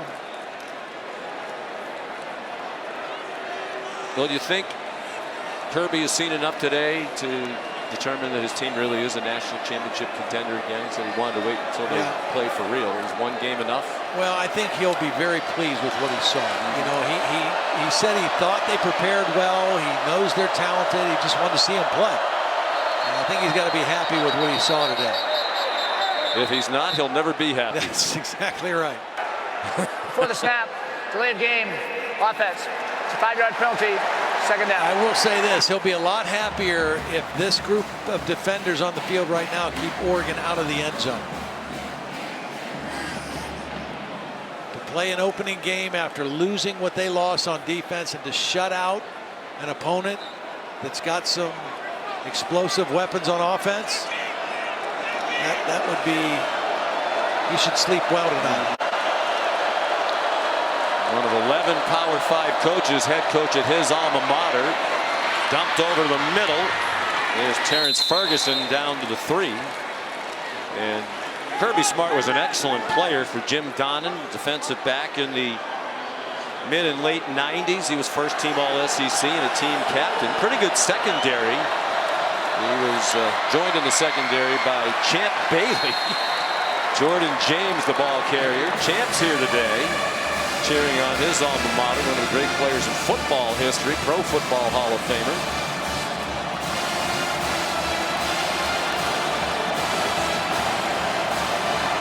Here's 4th down and goal. There's Champ.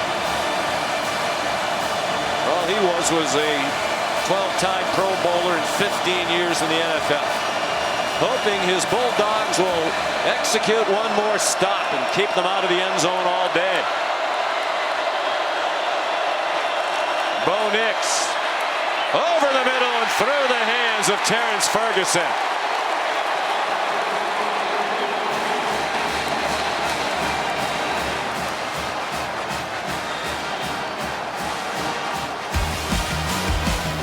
Well, Oregon with one last threat at the Georgia end zone. A little bit high and a little bit hot on that throw. Bulldogs hold.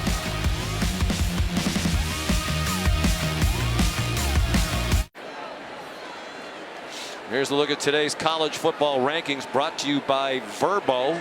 Georgia number 3. If it remains a 46-point margin, it'll be their largest margin of victory ever against the team ranked in the top 25 of the AP poll. Oregon came in at number 11.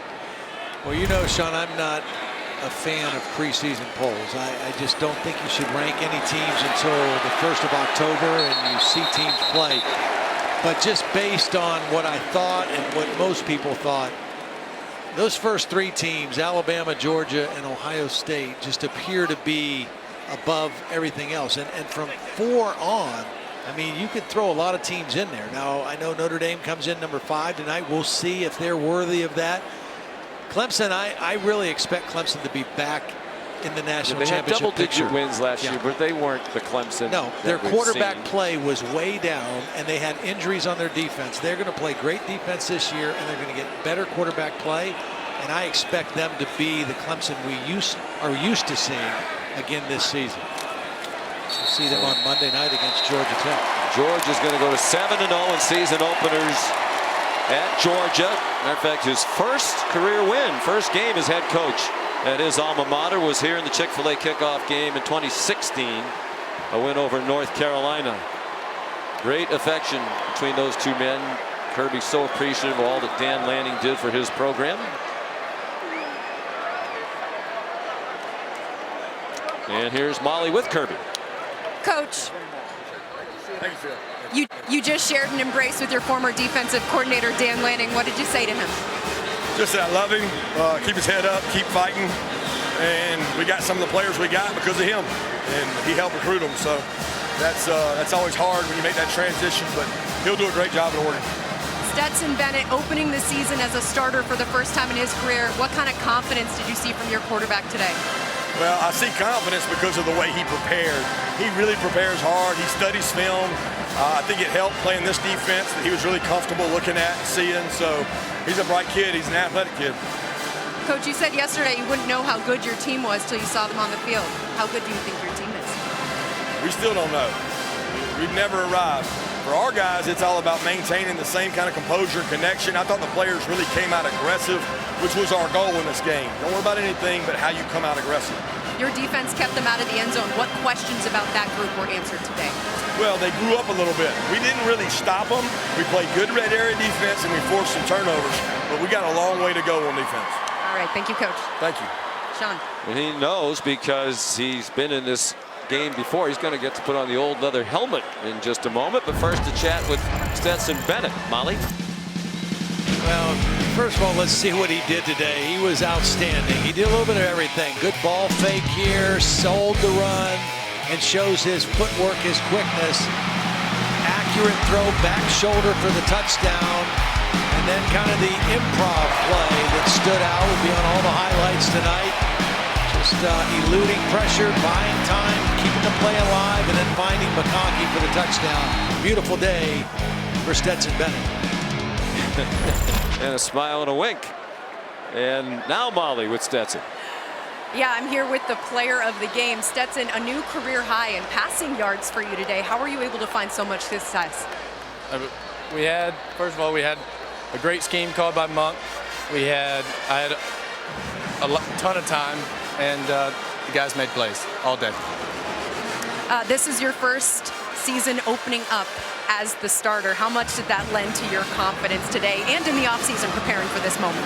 Yeah, like you said, with Coach going over here to Oregon, we knew we had an idea of what the kind of scheme that he was going to run, and just the reps with the guys in offseason, the timing routes that maybe we didn't have last year, just helped immensely. Your offense was lights out. Questions about your young defense were answered today. What can this team accomplish this year? I think we play Sanford next week, so hopefully beat Sanford next week. Only 6 incompletions for you today. What did you eat for breakfast? Was it really? Was it only 6? Yeah. I was wondering what it was. Like I said, we practiced well all week. We had a plan, and we went out and executed. And the guys played well for us. And good Lord, everybody played great. So humble. Thank you, Stetson. Sean. I think he nailed it, though. Everybody played well, and now they get to put on the old leather helmet, the icon of toughness and courage.